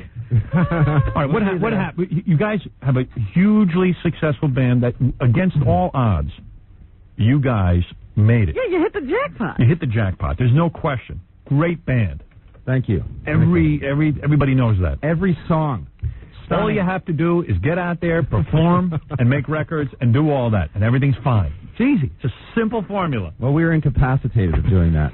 Well, what happened was Scott, your lead singer, got on heroin. When did this happen? The rest of you guys are on heroin, but you managed it. I mean, you're able to work on it, right? We're functioning junkies. Yeah, right. How come Scott's on heroin and you guys aren't? Is that because he's the lead singer and there's all that pressure with the voice and it's always going? And new lead singer, do you think it's going to have success, there's no I think the new lead singer is on heroin. Are you on heroin right now? Yes, sir. Yes, sir. Did you have him tested before you even got involved? A little drug test. They were done. They didn't do that. Yep. Dude, they got to give you a drug test. He has to pee into a cup every time he goes. Yeah, right. Every week. That's actually what we did for auditions. Had everyone pee in a cup. Yeah. Wasn't based on singing. It was how good your urine sample was. You heard the record, obviously. That's cool. So anyway, actually, I heard the record. I think it's pretty good. I think it's real good. Thanks. But we'll get to that in a minute. Wait a minute. Yeah, let's back up. Okay. Because we were just when did Scott go on heroin? When were you aware? Yeah. Let's get into the good stuff. That's too personal, man. Yeah. Really? Is it really? But okay, so he was on heroin and you guys weren't, and you tried to get him off, right? Or did you just say, look, man, you got to straighten up because you're snoozing through everything? Don't forget, these guys are afraid to say anything bad about Scott because he could still come back to the band. Right. And then, that's... And how do you feel as the new lead singer? What if Scott comes back and they throw you out? What is your Is it weird for you? I'll just do a great solo project. I'm not worried about it. Really? No. Cool. Has there been any discussion about this? Suddenly we're stepping stones, Howard. Have you guys ever, discussed what happens if Scott comes back to the band? We're just busy doing this right now. Not really thinking about that. Scott's doing a record. So obviously you haven't discussed it. Oh, Scott's doing his own album? Yeah. Oh, I didn't know that. Oh. Scott's making a little record. Oh. We made our little record, and I think for things to remain amicable, right, we needed to do this. And, you know, at the release of a record, your next year is pretty much booked. I hear you. You know, so Talk Show's the new band. Yes. So what happened when Scott kept going into rehab and then coming out of rehab? You guys said, "Hey, this is enough. We're going to make a record." And then Scott said, "Screw you. I'm going to make a solo album." Howard, you enjoy working, don't you? Yes. You wanted to work as a musician. What would you do with your I would do exactly what you did. You have here, and somebody just kept. I would do exactly what you did. I would go on. And it was nothing. There was nothing vicious, nothing mean about it. Yeah, right. That's what I'm saying. You know, it's just what we all needed to do. Plain and simply, like to make music. But I don't get Scott. Was Scott pissed when he heard you were making your own album? It's not that complicated. He was angry, right? He was rather foggy for a long time. I was going to say, where was he at the time? You have to know where he was. So where is he now, Scott? He's back man in the business. Is he in rehab? No. I don't know, man. No, you don't even know. You don't even speak to him anymore? I spoke to him last week. Oh, you did? Yeah. So is he in rehab or is he out of it? No, he was looking for a place to live, and he's got some dough, don't he? Or does it all go in his arms? I mean, I don't get this. How is expensive? Wow. You know, Robin, if you went on heroin, I'd make my own album. If I kept messing up and I went on heroin, what would you do? Make my own album. I got to play. Robin's in rehab. I got music in there. All right, wait a second. We don't know where Scott is, or you do know where he is? All I know is that Scott got new management. Yeah. Oh, and yeah. He's supposed to be trying his hand at movies. And he started doing an album. Yeah, really? He's got all maybe I'll go on heroin. So, wait a second, guys. Let me understand the order of this. You guys waited a long time for Scott to straighten out his act. True? Yes. Yes. Okay. All right. Everyone says true. It was a real embarrassment, though, when you had to cancel that last tour, right? Very embarrassing. Yeah. Right. Really you let down your fans and all that kind of stuff, and you guys were saying, "Hey, look, we got a problem here, though. We're not doing this to hurt anybody, but we got a real problem." And and you felt it would have been dangerous to Scott's health to go out on tour because he would have just been all messed up again, right? When Scott leaves the house, he gets into trouble. Right. Well, when SCP goes on tour, it's such a crazy big business that it's actually a very nurturing, protected atmosphere. Really? That was like the best place for him, but getting him there was the thing. Right, because if a guy goes away, coming back, it's hard. Yeah. Can't lock him in a cell. How did he get away? Every time you guys came here, somehow he got away. Yeah. I got 2 words for you. New York. Did you ever try putting a 24-hour guard on him like Belushi? Because they did that with Belushi, and they did that with... they took care of Joe Walsh. Joe Walsh, who was a friend of ours, always had people with him, keeping him off everything. Yeah. You couldn't do that, though, huh? You know, in Scott's position, you tend to be surrounded by a bunch of yes people. Right. And which is a shame. Right. Yeah. It's a weird situation. It really was. Yeah. So now, at some point, you said, okay, enough's enough. We're going to get into a studio and cut an album and get a new singer and all that stuff. And now it's just a weird position because people think it's adversarial, but it's not. Not at all, man.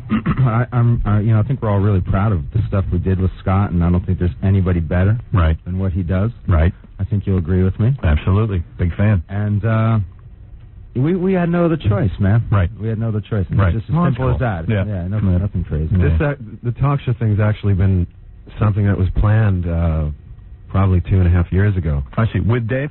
Yeah. Oh, cool. Dave, what band were you in before? Were you in a band or something? Where'd they find these guys? Where'd you guys have... I mean, seriously, what's your history? A band that was real popular in a little town called Long Beach, California. 10-inch men. Oh, yeah? And then... we sold 400 records. We sold 40 records. Really? They went... They went aluminum. So you guys stole them away? They went aluminum in Long Beach. What are the other 10-inch men doing? No. What is it, Fafafui? Well, you know, you always hear, like, rumors about different bands and stuff. Yeah. Can I just tell you this one rumor I heard about Stone Temple Pilots? Go ahead. With Scott Weiland? Yeah. I guess, like, after the second time he went into rehab, you know, it kept stalling this tour that they were supposed to do. Right, yeah. And the DeLeo brothers and everybody, these guys were losing money. Right. You know, so I think that at one point there was some sort of a deal struck where if Scott said, if I go into rehab again, I will personally reimburse you guys X amount of dollars for blowing the tour. Was he high when he made that deal? Yes. That was a rumor. Oh, man. So that never existed. That's like David Dinkins' deal with the U.S. Open. You ever hear of a more stupid deal? This tennis thing, if I may digress. We had a mayor, David Dinkins. He was the best mayor of tennis. You know that's how McEnroe... He was the mayor of tennis. He wasn't the mayor of New York. He was the mayor of tennis. Guy cuts a deal for tennis that if a plane flies over the U.S. Open, we have to pay the U.S. Open $300,000. Now, Giuliani said, I'm not paying it. Try to get that. Try and get that. First of all, wait, tennis is the only sport you can't be distracted by a plane? Right. What do you think, baseball players don't get distracted when a plane flies over? What about golf? God. Yeah, please. How come golf? Well, to make your putter flutter. Yeah, thank you. Thank you. Look, this guy was the mayor. He didn't care about the people in New York. He cared about tennis. I see him sitting there. He was actually, like, talking to the tennis players. Who is that? Who? Right there. Don't ask. God. It's too long an explanation. Who is that? That is Marv Albert. That's Marv Albert. He is up on charges right now. Yes. I can only see this part of him. Let me hear a little bit of your new record. I'll take a listen to this. Hear the new music. All right, so you guys got together, and this is the outcome. Talk show. I'll play. Let me play a little bit of "Hello, Hello." Is that the single? Yeah, nice song. I listened to it. It's good. Let's see. It's pretty good. The guitar playing's kind of hacked though, but the rest of it's pretty good. Don't be so mad. It's God. Pretty damn good. The vocals are great. Yeah. I said they're just saying. Scott had nothing to do with that. Right. So, did you send a copy to him? Did you say, hey, it could have been you? He when I did talk to him last week, he said he heard the record and he told me he liked it, and I didn't know whether to believe him or not. But if he really was honest, Scott, if you were really telling me the truth that you liked it, it was probably the best compliment I ever got in my musical career. Yeah. Well, I can hear him breaking needles right now. I bet you this will straighten him up. Straighten him out. This will straighten him out.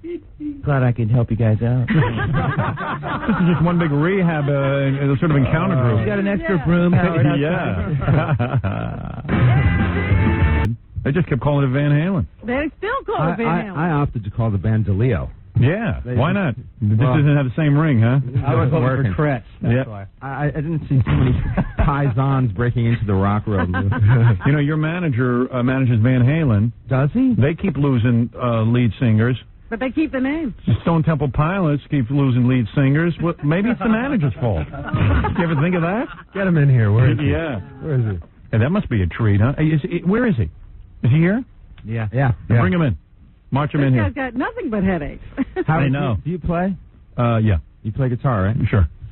Yeah, I do. Howard, we really want to come back and play that song or one of our songs. Do it. Why don't you bring in some instruments and do that? The new studio, you've got plenty of room. Have us back. Yeah. Well, definitely come back and do it. Yeah. Right over there. Plenty of room right over there. Where's your manager? Right there. Blonde fellow right here. Let me see him. That's Ray Daniels. Ray Daniels. Ray, not bad, huh? You got these guys. You got Van Halen. Just keep losing personnel. Rush, you got? Nice. Put on those headphones, for Christ's sake. So what happened? So you are used to these tense situations, right? No, you never get used to it. You never get used to it. I'm basically specializing in bands that eliminate singers and trios. Yeah, I mean, were you the guy who had to go in and say to Sammy Hagar, "Look, Sammy, it's over"? No, Sammy kind of made that decision on his own. Oh, I Sammy see. just doesn't remember making that decision on his own. Yeah, because Sammy came in here and said that he was willing to stay with the band, and then... No, Sammy said he didn't know he wasn't in the band. Sammy still thinks he's in the band. Sammy's talking to Martians this week, so it's kind of a, So what's the deal? When Sammy sings about how much he hates management and all that kind of stuff, is he singing about you? I think so. He is you, pretty much. I wanted a song written about you. There's subliminal things in there, too. Ray Daniels. Wow. I mean, that's pretty heavy. So how was that handled? I mean, did the Van Halen came to you and said, look, we got to get rid of Sammy. You take care of it, Ray? No, it didn't go down like that at all. No. Sammy says he didn't think the best of thing was a good idea. Yeah. And so he said that in a meeting, and the next thing he knew, he was out of there.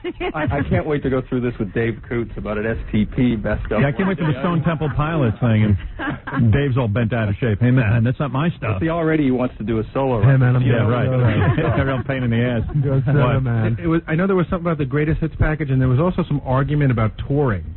Oh, yeah. I think Sammy wanted to tour, and the rest of the guys didn't. No, you know anything about that? No. You want to comment? They just didn't want to tour with Sammy. Yeah.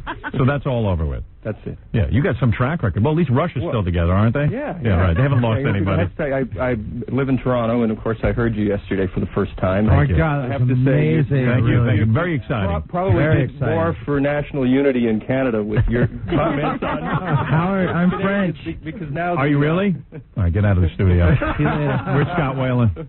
So yeah, I know that was kind of fun. How's Eddie Van Halen's hip, by the way? Eddie's good. Eddie's in great shape. He is in good shape. shape. 15 pounds lighter than he was on the last tour. He's taking care of himself. He's. What about Valerie? She 15 pounds lighter? Valerie looks great. I have to tell you. She picked up Eddie's 15? No. Valerie's looking good. Valerie is looking good. Yeah. Excellent. Great. No cheating going on there. Everybody's cool. All right. Okay. Who knows? That's not your area. That's not your area, Trudy. Anyway, listen. The new album is by Talk Show. Mm-hmm.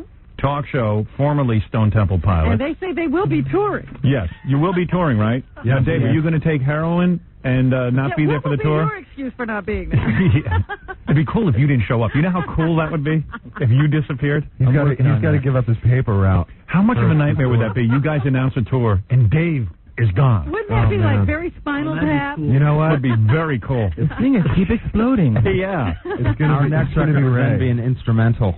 Ray, it is heartbreaking when a band is as successful as Stone Temple Pilots, and you got them, and you're the manager and everything, and then suddenly, like, the lead singer just can't show up. I mean, it's got to be frightening because you could be making tons of dough. I wasn't the manager of Stone Temple Pilots. I started to work with these guys in the last couple of months. Oh, so you didn't go through that. No, I didn't go through that. I worked with only alcoholics, not drug addicts. Oh, yes, I see. Okay. You guys are alcoholics. It's a 20-year cycle, not a 2-year cycle. Alcoholism is fine. That's okay. You can deal with that. So, anyway, I wish you a lot of luck. I know it's a really weird situation. You're in a bunch of good guys. You're great musicians, and the new single sounds great. Yeah, I'd love it if you came back and played. That'd be really good. Very into that. It's Talk Show. We're going to come back. Rob and I are going to do the news. Can I give away the trip to the FBI? Tomorrow. Okay. All right. Tomorrow we'll do that, and we have Crackhead Bob in Memphis as Elvis's cousin tomorrow. Is that tomorrow too? Yeah, we've had such a busy show, and it's good to have the guys from Talk Show here. Thanks, Howard. Howard Stern. Thanks, Robin. Phone callers. No, I said, why don't you lower your radio so I can talk to you? All right, is that better? Old crow. Don't call me an old crow. What are you, an old fart? And don't you insult me. I'll sue you for slander. I'll sue you. All you do is go around slandering. Only those people that give you money and use you as a commercial. You're the height of ignorance, and I feel sorry for you. For what? If the shoe was reversed and it was on the other foot, you went to the death you do. Well, what would you do then? Because you're a disgusting pig. Well, you told... Wow. How dare she, Rob? And phone callers love Howard Stern.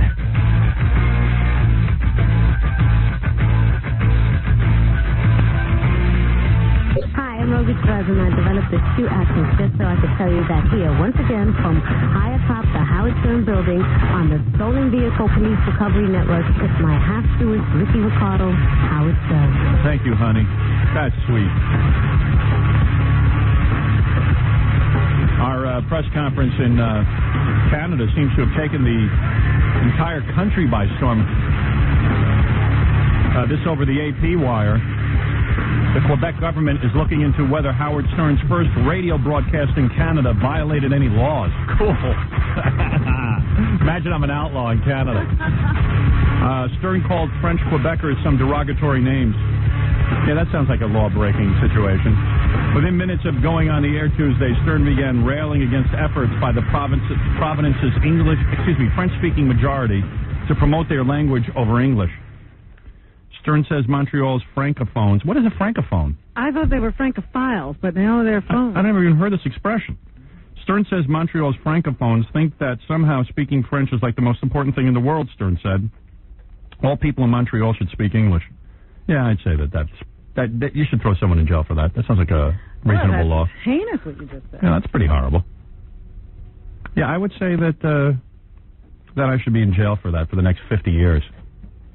Like, they should let all the mob people out of jail and just put me in. Quebec's Justice Minister, Serge Maynard. They keep saying it's Serge. Serge Maynard. Right, Serge? Serge Maynard. Serge Maynard. A francophone. What was that? I'm a francophone. You are. And I went to you in jail. Do you think that that's a wise move to, like, wouldn't that sort of point up that you have too much free time if you're busy worrying about me being in jail? What else did I get to do? Quebec's Justice Minister Serge Maynard described Stern's comments as garbage and said he could be prosecuted. Yeah, okay.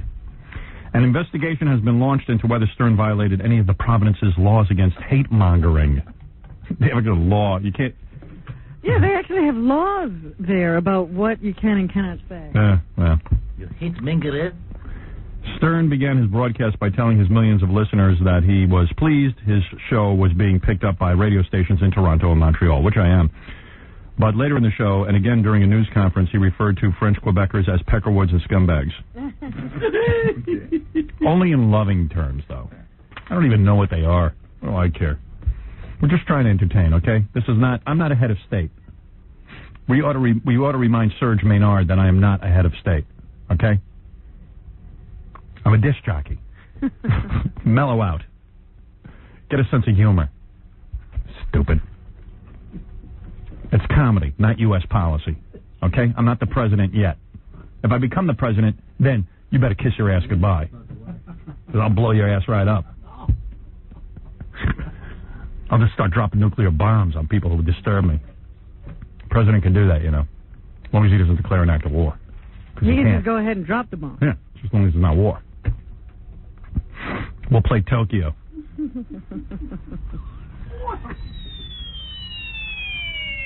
Isn't it amazing they treat me like I'm the president, like like my words are important? Oh yes, like they're actually something that happens every time you say something. I kind of laugh every time I see something like that, an item like that. I have it every day. There are editorials about me. I can't believe when legitimate newspapers. Doesn't he know what he's doing? Yeah, I'm doing jokes. How stupid.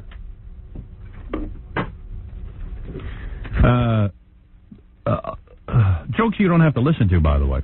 I'm not forcing the show down anybody's throat. It's just like that woman who called a little earlier, who was crying practically. You mean the woman who said that she is my worst nightmare and she will now get me off the air, not only in Canada, but in America as well? That's right. The one they were dragging off to the loony bin? That's the one. Yeah. By the way, that's not a threat. I don't take that as a threat because if you get me off the air, you're doing me a favor. I'm sick of this. There are days I can't get myself out of bed, so you're not, you know. You're not scaring him. You're not really scaring me.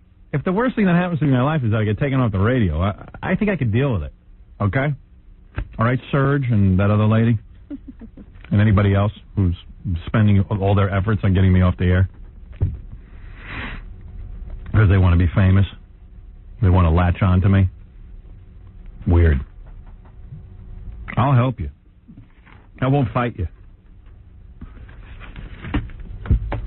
So, where was I?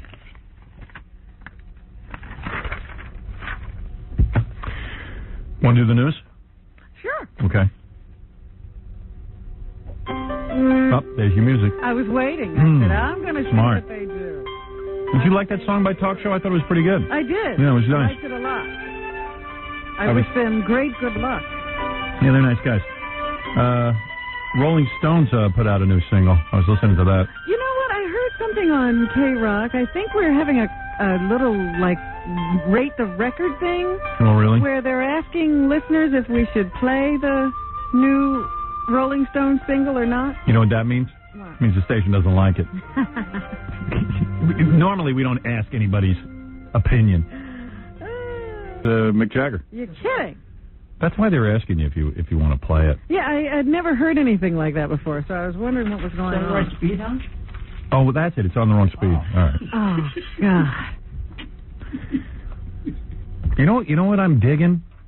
On MTV, they did a Fleetwood Mac concert. Mm-hmm. They reunited Fleetwood Mac. And I don't remember being a huge Fleetwood Mac fan when they were... I loved Rumors. Did you? Yeah. Ooh, great album. Did you see the live concert? No. They're playing it like every 10 minutes. It's fabulous. It's Everybody great. says the new album is great. I don't know anything about a new album, but I'll tell you one thing. The Fleetwood Mac concert on MTV that they run every once in a while. And how could that be? Because they're older than the Rolling Stones. Yeah, but wait a second. But in all fairness, when the Rolling Stones do their old material, they're great too. That's true. But Fleetwood Mac gets together and does some great stuff. Well, I saw the preview stuff, when they were promoting it, and it's just really funny seeing, what they look like now. A fat Stevie Nicks. Yeah, but you know what? She's still kind of sexy, even fat. Still a little bit sexy. Yeah, she has lost weight. The funny thing is, Mick Fleetwood, the drummer, is about 900 years old and appears to make. What about John McVie? Well, yeah, he appears to make really weird faces and stuff. But as a drummer, at least he's interesting to watch. John McVie looks like he's not even in the same band. Lindsey Buckingham looks pretty good. Stevie Nicks looks pretty good, even though she's fat. She knows how to dress. And Christine McVie, look, she never was. She's a bit of a dog, but she was never a good-looking girl. She looks as good as she used to, though. She's as good as she can possibly look. Right. Sad that she's stayed in shape, but there's no reason to. Switch. Yeah. Like Jackie. Right. There you go. Insult Jackie. Yeah. So, but I got to tell you, I really do enjoy. Oh, I'll have to check it out. Yeah, I really do enjoy watching that. For some reason, every time it's on, I'm strangely captivated by it, and I have to sit there and watch the whole thing. So. The only criticism I could give, and I don't know who directed the piece, but, and I've said this about MTV and some of their stuff, just because, when you shoot a band, when you shoot a concert, it doesn't have to look like an MTV video. You don't have to be doing rapid cuts and moving the camera in and out. And there's a really interesting dynamic between Lindsey Buckingham and Stevie Nicks that goes on. They look at each other, and they used to be married, and most of their songs are about breaking up. And it's weird. During the songs, they even look at each other, and they appear to be sort of communicating. Yeah. And it's an interesting dynamic. And the director is just cutting all over the place, zooming in and out. Just aim a 3-camera shoot. You want to see it so you can get a sense of it. Make it like I'm sitting in the audience. Don't keep fading and cutting, and it drives me insane. HBO is the worst perpetrator of this. Yeah. Anytime they have a concert, and I've said this a million times, they're cutting, they're zooming, they're trying to make it exciting. That isn't the way to get people to stay tuned. First of all, they got to be fans of the music. So they try to make it look like there's more going on than there is. Yeah. And all we want to do is see a band play. Yeah.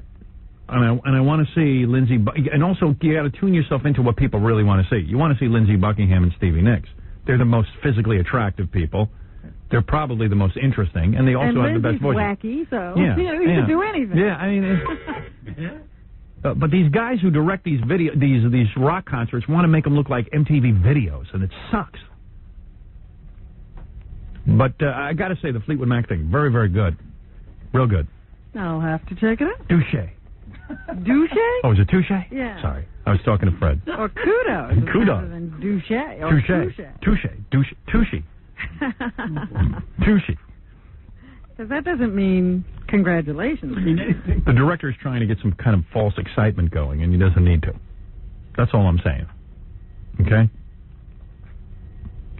Same with the U.S. Open. God bless our mayor here in New York. God, every city in this country and in Canada should be blessed with a mayor like we have.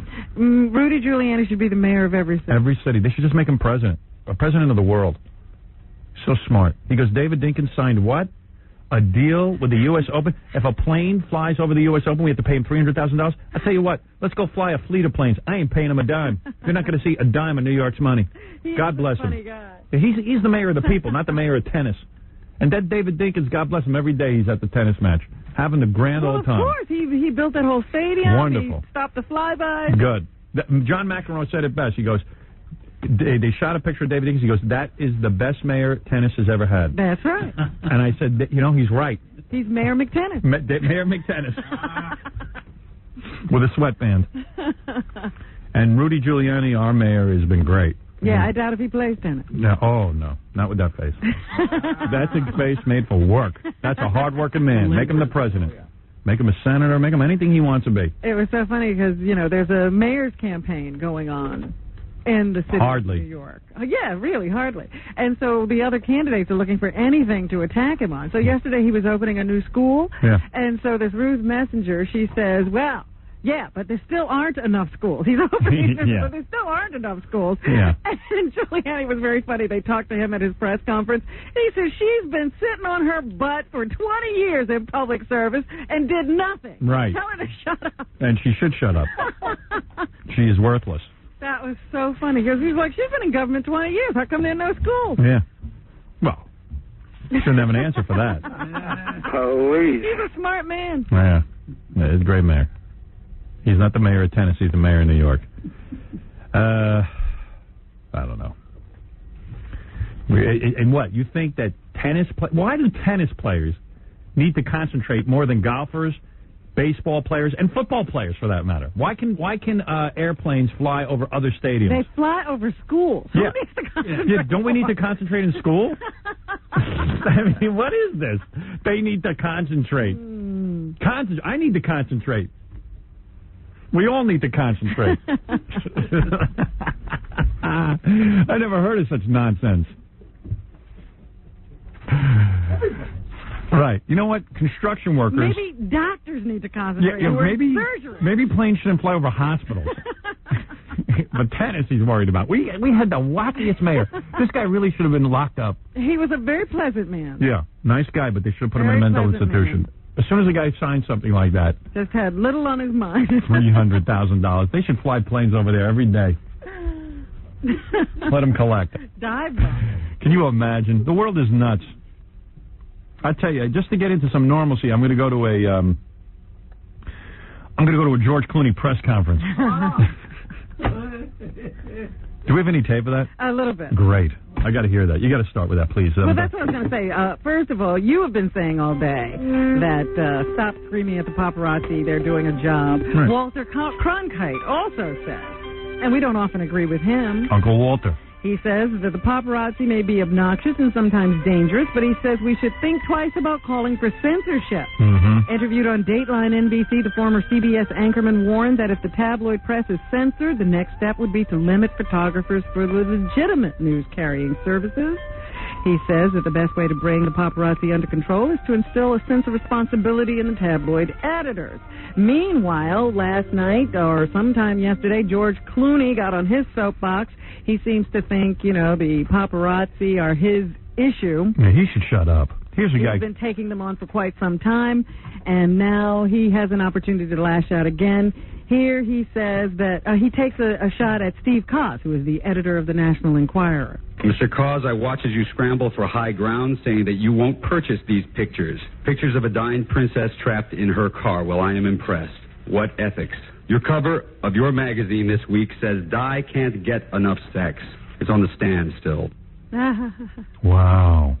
Well, what's wrong with that? Who is this George Clooney? Why is he not being investigated? How did he get into my life? How did he become the mayor of tennis? I mean, really? Well, the other day I was in a movie theater with a friend of mine. How did he end up in... And he's in another movie. It's like every movie in Hollywood stars George Clooney now. They don't make money. They just star him. Right. And so, finally, my friend looked at me and he says, are you buying George Clooney as the leading man? He don't care. Wait till his 15 minutes are up. He'll be passing out cameras and motorcycles and motor scooters. We're looking at the new Tom Selleck. Yeah. As soon as that TV show disappears, so will he. Yeah. Thank you. Can that show disappear fast enough? It can't disappear fast enough for me. Me neither. Sick of him. Oh, my God. And his new issue, paparazzi. Who cares about paparazzi? You think the American public cares? We want to see pictures. We like seeing people in bikinis. Why do you think there's so many tabloids? Yeah. We like it, okay, George? Get with it. You're making fun of us, the American people. You're telling us we're simpletons. You're calling us an idiot.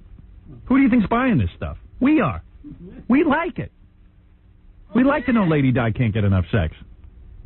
I need to know that. Okay? Right. Inquirer's a great newspaper. Steve Koz is an idiot. He shouldn't go around apologizing. You should say people like this stuff. It's free speech. Nothing wrong with it. In fact, you should say, if people really want to see these pictures, I guess we'll have to publish them. Of course, they should publish them. High ground. High ground, my ass. Police. Cronkite also says that he thinks the paparazzi is getting a bum rap in the aftermath of the fatal accident. He says that the driver of Diana's car is clearly at fault. Of course. He was a drunk. He was a drunken guy. Tests show he was drunk, and witnesses say he was speeding. Now there's a report that the man who was behind the wheel of the car driven or driving Princess Diana and her boyfriend was not even licensed to drive an armor-plated Mercedes. Yeah, why don't we just stop the freedom of the press so George Clooney can sunbathe in the nude in privacy?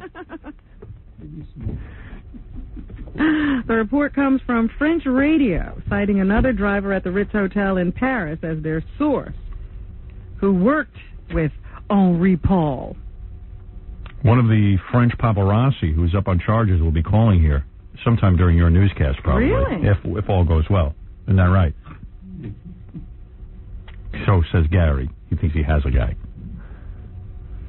Anyway, there are all kinds of reports coming out from every quarter. Some of the paparazzi who were at the scene are saying they were left like 2 football fields behind the car. The car was going so fast as it entered the tunnel. We heard yesterday that the driver was taunting them and saying that they weren't going to catch them tonight. Well, guess what they did? Well, no, a pole caught them. Yeah, a pole caught them. And now the paparazzi are all in trouble because some people have described them as swarming over the car like mosquitoes or flies once it crashed. Well, that's and one wrong. of them has been accused of taking Diana's pulse as he snapped away. See, that's not cold. to help her out. That's cold. But because he needed to know whether she was alive or dead. That's a cockroach of a human being. The copy that went with the picture. Right. That's cold. Someone's laying there dead. You take their pulse with one hand and snap pictures with the other. I mean, that's cold. The lone survivor of the car crash that killed the princess remains hospitalized in Paris. Investigators are waiting for the bodyguard to recover enough to tell his story. He remains listed in critical condition. Here's his story. He may have to write it down because hospital sources say that his jaw was damaged in the crash, that his lips and tongue were torn out. Ooh. Lips and tongue. Yeah, just torn away. Whoa. Hey, here's the story. He survived because he was the only one in the car with a seatbelt. Why did he have a seatbelt? Because he saw the guy was loaded. Why didn't he warn the other 2 people? Get inside if you had any sense at all, and you tell the people you're supposed to guard. Buckle up. I'm not going with you. I always buckle up. Gary goes to me, it's kind of faggy that you buckle up in the back of a car. I go, dude, faggy schmaggy. I don't want to have my lips and tongue torn out. Faggy. Did you hear him yesterday? That's kind of. I always thought it was kind of faggy. I was like, well, why is it faggy to put a seatbelt on? Gary thinks if we're in the back of a limo, it's safe somehow. It's a car. It's a moving vehicle. You just fly through the air a little further before. Yeah. Yeah. You got a bigger distance. You live an extra half second. Yeah. You get to hear the crash. Yeah. You get to see the back of the car go through your middle. Well, I also read that the radiator of the car wound up on this guy's lap. Really? Yeah, that's how far the front end of the car was pushed back. That's got to feel by good. The impact of that crash. Man. Some mourners are waiting in lines to pay respects for Diana, up to 6 to 8 hours to write in that book that they have there that they're compiling. Wow. In the aren't people weird? Am I missing something here? I mean, isn't it weird to stand in line for 6 hours? James Palace. Am I so? There was a woman I heard interview the other day. She said, "I just feel it's something I have to do." Yeah. It was 8 hours at one point. That's what postal workers say before they kill their families. It's just something I had to do. Load up. Well, Get a new feeling. Yeah, if you have a compulsion like that, go see a shrink. Get on some drugs. You know, let that thought go by, pick another one. Right. I'm with you on that. Here. I mean, my goodness. They're just standing there all day. Something I had to do. There's some, they can write anything they want in this book, and you can write up to a page. And people are standing there Who writing. the hell do you think's going to read that crap? Oh, my goodness. I'd like to talk to those people in line. Jeez. So well, we can John. send someone over there. Yeah. Cover the funeral ourselves. Yeah, that'd be interesting coverage. Anyway, they're now criticizing the royal family. They are attacking the arrangements for the funeral. Really? Yeah. Why? Because they think, first of all, they're going to have a little procession. They're going to walk Diana a mile into, Oh, like Weekend at Bernie's? No, she'll be in a coffin. Oh, that'd be cool. Wouldn't that be weird, man, if they just walked her through, the streets for about a mile? You're on your own, man. You're on your own. You're on your own. No, she said they're going to walk her around. I was like, wow, what is she, Mussolini? You are so... All right, so they're going to walk her through. You know how here in a state funeral they often have the horse list? Yes. The horse with no rider. Yeah. You know, that's part of the procession. Beautiful. And I'm shouting out details to my mother once of one of these state funerals. Right. And I said, oh, there's that horse. Right. And my mother shouted out, you mean they have him on a horse? Yeah. She thought that the dead man was on the back of Robin, I know I have to interrupt this trip down memory. A paparazzo is on the phone. Really? Yeah. A real I'm sorry, I had to bleep you for the foul language you just used. A paparazzo is on the phone from France. Hello. Hello. Yes. Bonjour. Yes. Now, what part of France is he calling? Where are you calling from? I am calling from France. All right. Now, what happened? You were one of the photographers who was chasing Lady Diane. This is true. And what happened? Well, first of all, I want to say that we paparazzi are getting a bad rap. You're getting a bad rap. That's right. Right. Why does our paparazzi sound like Prince Renier? I don't know. They all sound the same. Like to you. Are you taking... Now, listen, you were taking pictures. Isn't it wrong when the body is laying there to take pictures? Listen, first of all, I didn't want to say... okay, so I took some pictures. Right. But it's not like I'm insensitive. Number one, I did not feel her pulse. Right. But I did feel her breast. Oh. I wanted to see if they were hurt. All right, now... I tried to help. I smelled her panties. Oh, this is ridiculous. I don't believe this is for real. All right. Oh, dear. He was calling from a cell phone, a jail cell phone. Anyway, they are also upset over there because it's less than a full state funeral. Right. She will be, the proceedings will be held at the Westminster Abbey or whatever, but then she's going to be carted off to her family burial plot. Right. And there are a lot of things that aren't happening that they would like to see happening. The Queen should be in Buckingham Palace, so the flags can be flown at half-mast, all kinds of things they're upset about. A lot of negotiations. And some of them are saying they even want a permanent memorial now. Wow. Built to Diana. They really feel that she was more representative of who the people of Great Britain are than the actual royal family. And they're watching very closely to see what the royal family does about Diana's death. Her son, Prince William, is saying that he wants to march behind Diana's coffin as it makes its move this 1 mile down the road. I don't know if his family will allow that, but they say he's insisting and he wants to be a part of her funeral. There are also reports that Luciano Pavarotti has declined to perform at the funeral. He's too choked up. Oh. He's too choked up from food. He needs the Heimlich. Well, he didn't say why. He's too choked up. Just do it, man. That's an honor. And they are speculating that Elton John may sing one of Diana's favorite songs at the funeral. There's also some speculation that Sting may perform, but they are saying they haven't been asked officially to do anything. Well, what they're saying, too, is that Prince Charles and the royal family very stuffy. And that's why the people liked Lady Di, because she was like one of them. Because she would be, she would hug her children in public and where they just carried them around to aid shelters, right, and introduced them to poor people so they could see them. There's a famous story that Prince Charles, when he was 4 years old, his mother, the Queen Mother, came off the plane, and it was a photo op.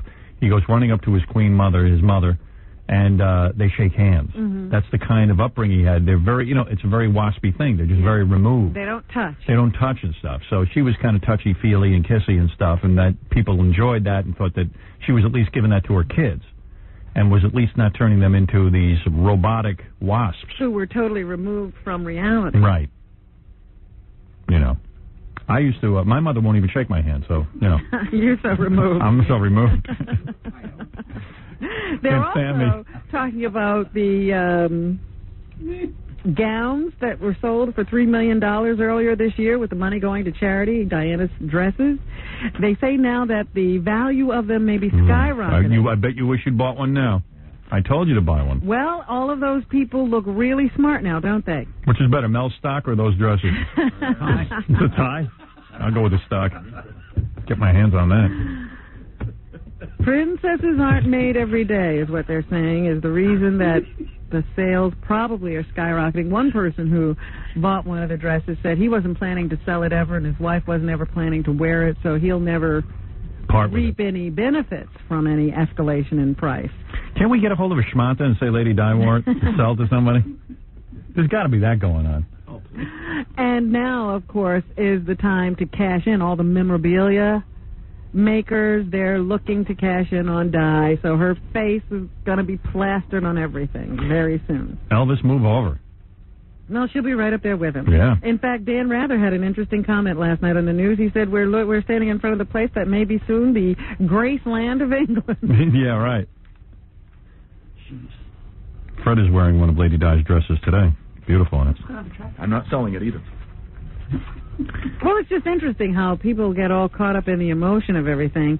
In Montserrat, which is this place we'll never get volcano-ravaged spot, they're building a new capital, and they want it named after the late Princess Diana. The British government has pledged to redevelop the area that was devastated by a volcano, including the current capital of Plymouth. Islanders want to name the new capital Port Diana in her honor. Beautiful. The Wendy's hamburger chain has stopped airing a television commercial in the wake of Princess Diana's death. In the ad, Wendy's founder Dave Thomas asks a Queen Elizabeth imposter about the status of her family. Yeah, not a good question.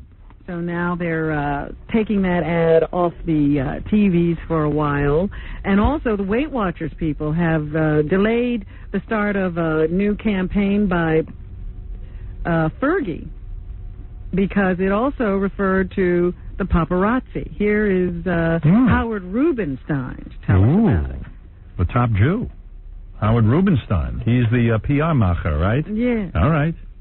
She's comparing dieting to difficult things, and one of the things she said is that dieting was more difficult than getting away from the paparazzi.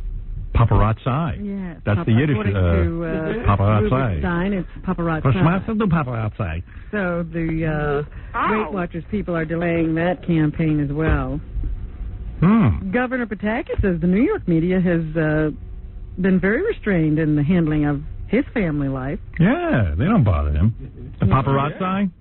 They've had few problems with the press intruding on his family's privacy. Let me ask you something. Howard Rubenstein's a guy in public relations. He doesn't know it's paparazzi?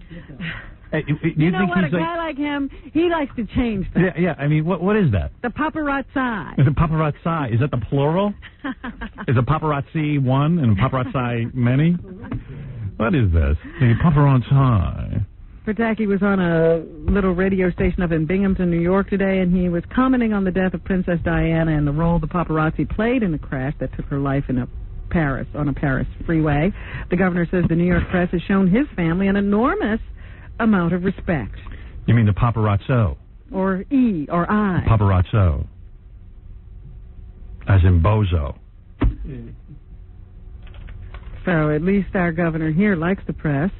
He knows which side of the that's right. He likes it. He wants buttered. And former New York Governor Mario Cuomo and a former Bush administration drug policy advisor, William Bennett, are teaming up to fight drugs. The two are putting aside party differences to co-chair the Partnership for a Drug-Free America. Couldn't he have done that when he was governor? Republican, while Cuomo is a liberal Democrat. He's a Democrat. There is no fighting drugs in this country. How silly. When most of America's parents are on legal drugs, they're all on this Xanax and the, oh my God. I can't tell you what's going on out in suburbia. Everybody's got pills. Everybody. It's all legal, by the way. Everybody's doped up. No one can face the reality of suburbia. Trust me, I can't. Why don't they leave? Why do they take pills so they can stay there? City's worse. I never understood this. I don't know, but I tell you, fix it. People's pets are on pills. You know they have psychiatrists for pets that give you pills? So why would we fight heroin and cocaine? It's the same goddamn thing, except it's not legal. Just make those legal. Let the doctors dispense it. I have to tell you, I have to make a confession. You're on cocaine? No. What? Prozac? What are you on? I knew you were on something. Anything. You've been too even lately. How dare you? What are you on? I'm not about to get uneven, accusing me of being on something. What's the confession? I had a behaviorist come over to see my cat. Oh, my goodness. Get out of here. Are they on anything? No, they're not on anything but catnip. Why? Why are they acting weird? One of my cats has a problem. Which is? He doesn't go in the litter box. Oh, that's weird, because they automatically go in that. Right. That's a gimme. He goes right in front of it. Wow. You know why? He's upset. Yeah. So and I couldn't figure out why he's upset. And why was he upset? The behaviorist says, now I have... You got too much free time. Go ahead, the behaviorist says. Go ahead. The behaviorist says, I should bring in the tape. Maybe it was the new boyfriend. For you. No, he's been doing it since I moved to the new apartment. Ah. And he's done it before once or twice, and I could always figure out what his problem was and fix it. But it's been a nonstop thing for a while now. All right, so get to the bottom of the story here. So anyway, the behaviorist says that Max is different from the other cats. He's bigger. He's a faggot. Stop that. He's bigger and he's a long hair where they're all short hair. Go ahead. And so I knew it had to do with the fact that you had 4. There's a lot of... Sometimes the other 3 sort of ostracize him and scapegoat him. They don't groom him. He doesn't like get Fred. He's sort of an outcast. Right. And, they gang up on him. Yeah. And, he's all stressed out because he's not getting enough attention, affection, or love. And he was the first cat. He was there first. Yes. And he had to go through the introduction of the other 3 cats. That's right. Should lock you all up. What else is in the news? You could be a cat behaviorist. Yeah. I'd toss all your cats right out the window. You wouldn't have a problem. I'd say, this one don't work. Out. I'm going to bring in that tape. So what did you do to solve the problem? Well, now I have to spend time with Max alone, away from the other cats. And is he now peeing in the box? He hasn't done it yet. But he will. But she says this will help, and I'm supposed to escort him to the litter box. How do you know when it's time? How would I know? What'd you pay for this? Really, what's this run you? I have no idea. Really? No to the penny. I do not. No, she doesn't know. Yeah, she does. She don't even pay her own bills, I'm sure, at this point. Your poor assistant. I did write a check, but I don't remember what it was. Really? Is it over $100? I'm sure it was. Yeah, nobody does anything. Because it was a house call, and all 4 cats were there, and, it was really funny. It was almost like an encounter group. An intervention. Robin's laughing at Spike. Yeah. Okay, baby. Okay. Between your horses and your cats. I'm laughing at myself the whole time it was happening. I can't believe I'm doing Yeah, this is pathetic. Behaviorist. Not even a vet, like a behaviorist. Specialist. That's right. And, she gradually got all the cats to come out, but she said, it's really not necessary. Sometimes I treat a cat without ever seeing him. Oh, really? Yeah. Come out. She's like a clairvoyant. But it was very funny. I couldn't believe I was doing it. Should have had that film free. Where was the camera? Oh, Real world. There is an audio tape. She made a tape for the cats, and I play the tape. For the cats? Yes. What do you do? What is the? Are you sure? You're putting me on. It's a tape for you to follow her advice, right? No, it's got whale sound on it. And it helps them what? So the cats are supposed to now remember the fun they had when this tape was made. Every time it's played. Oh, did she see you coming? Oh, my God. What? A whale? You mean WHALE? Yeah, whale. Yeah, like whale sound. Those environmental you always hear that. Relaxing sounds. And all kinds of things. And they remember when the tape was made? That's what she said. That they'll remember this, and they'll get that good feeling. You mean they had such a great time when she was there making that tape? Well, she was feeding them catnip. Oh. It's like Pavlov. I don't get it. You should play some Jackie tapes. They're cheaper and funnier. So remember the great time we had? Oh, dear. Remember this joke? Yeah, well, that's a good one. All right. I have no comment. You have no comment. I'm speechless. Yeah. Just when we think she's crazy, she's crazy. Well, listen, what's she going to do? The damn cat's peeing all over the place. He doesn't do that. Right. It's only his solid. And does he poopy in the litter box? No, that's what he puts outside the litter box. He does everything else inside the litter box. He pees outside of it. No, he pees inside the litter box. He makes poopy outside. Yes. Oh. She let it harden up. Yeah, let it harden up and just throw it in the garbage. Oh, it's very simple to clean up. It's not like a big deal. I thought it was pee. No. He'd have to go if that was the case. Yeah, I mean, wow. There would have been no behavior. He knows where the line is. Interesting that he'll pee in there, but he won't poop. Well, yes, because it's a signal of something. Can I say something? I'm no behaviorist. But sometimes, if you don't have enough litter in the litter box... No, there's tons of litter. I've tried everything. I've taken the tops off. I put the tops on. I got 2. I did everything. I changed litters. I went back. I did One thing good about their turds is that they're little and they're pellets. But yeah. Smelly. Yeah, very smelly. Cats are the stinkiest. In 3 or 4 days, you pick it up by hand. Yeah. Oh, well, I bet you don't do leave that. it around that long. I bet you, hey, Jackie, let me ask you something. You got a litter box, right? The answer is no. You pick them up by hand, don't you, when you clean out the litter box? Absolutely not. I got a special spoon we use. Oh, yeah, right. The litter goes through and... Yeah. I bet you use your hand. No, please. You dirty son of a bitch. You handled my lobster. I put it in the soup, Howard. Oh. What a pig. Anyway, go ahead, Rob. So anyway. The Rocky Mountain News says Vanity Fair magazine plans to publish the entire 2.5-page ransom note that was written to the family of JonBenet Ramsey. Oh, cool. When she was missing out there in Colorado just around Christmas time. I'd like to read that. The ransom note instructs JonBenet's father to go to the bank and withdraw $118,000 out. It says any deviation, such as alerting bank authorities or marking the bills, would mean the death of JonBenet. I wonder who wrote it.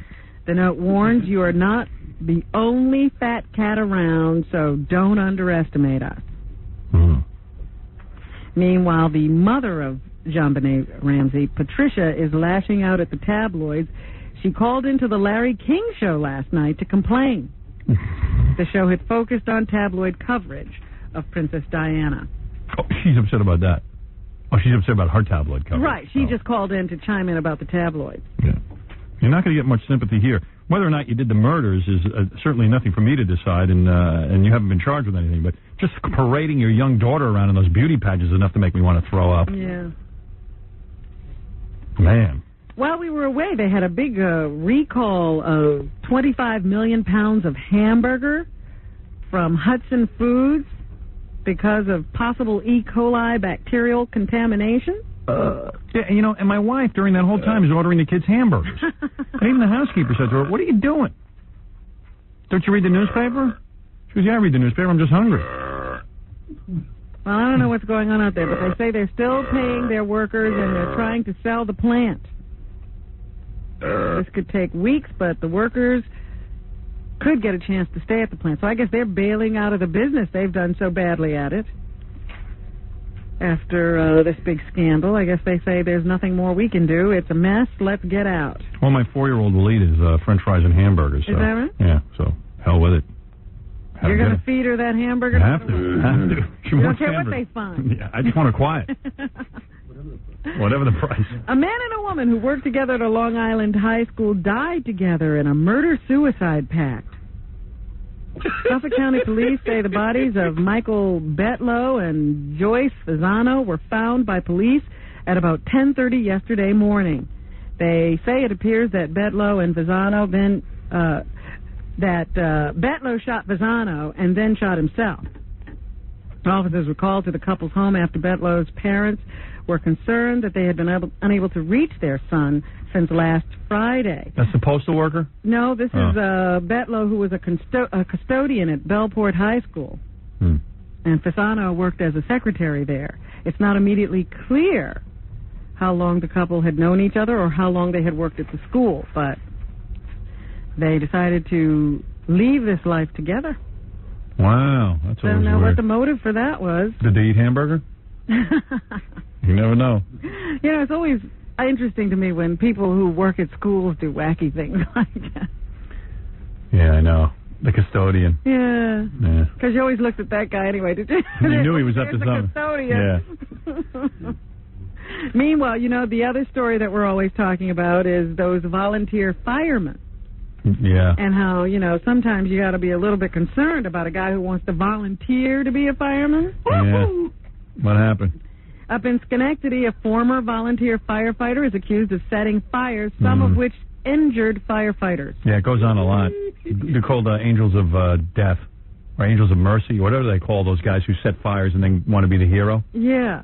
Well, that sounds like he must have been a little disgruntled, though, because he was a former volunteer. Imagine getting fired from being a volunteer. That's like, like an intern who gets fired.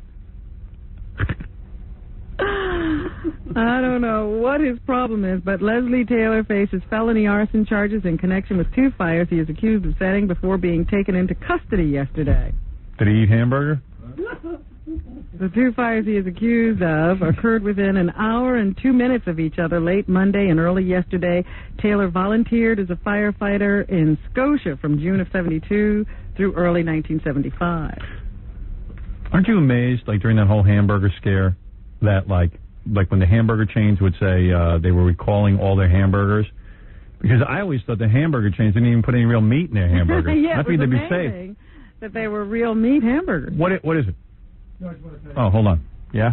I don't know if you're interested, but I went to school with not one but 2 angels of death. Oh, yeah? I went to school with 2 different guys who were both convicted of setting fires that were both volunteer firemen. No kidding. Wow. Yeah, it's prevalent. Completely different, different parts of town. Wow. That's always weird. One guy was like a really big fat guy who had no friends. No kidding. So I remember when he used to see him hanging around the fire department, that was like his whole thing. Well, that's why the cops with the FBI screwed up that guy Richard Jewell out there in Atlanta. With the remember with the bombing of the Olympics? Yeah, because he was a big fat guy. Fan of Top. Yeah, he was like a big fat guy. The guy I'm talking about that was like triple the size of Richard. Oh, really? Yeah, he was like no one ever. How could he fight fires? Yeah. Well, that's what we wanted. Well, he's a volunteer. And then the other guy was actually on the cover of the New York Post because he set fires to really important buildings where police were housing historical documents. Oh. And he burned down all the historical documents. Wow. What was his deal? Did he want to be a hero? And, it's funny because we ran into him once, and everyone would always, no one would ask him about it, but we'd say, hey, man, you got a light, or, all sorts of stuff. And he would just act like it never happened. Didn't he go to jail? He was supposed to go. I think he had to do a short amount of time, and a lot of it was probation. Really? Yeah. Man. In Canada, they're trying to lock me up for saying I didn't like I didn't like the French. Wouldn't you want to lock guys up who light stuff on fire? They were both very, very strange guys, and nobody was surprised. Right. But it was still sort of odd. Isn't it weird when no one's surprised that you set fires? What kind of guy are you? Yeah. A teenage driver wanted to fix her hair, and now 2 other teenagers are dead.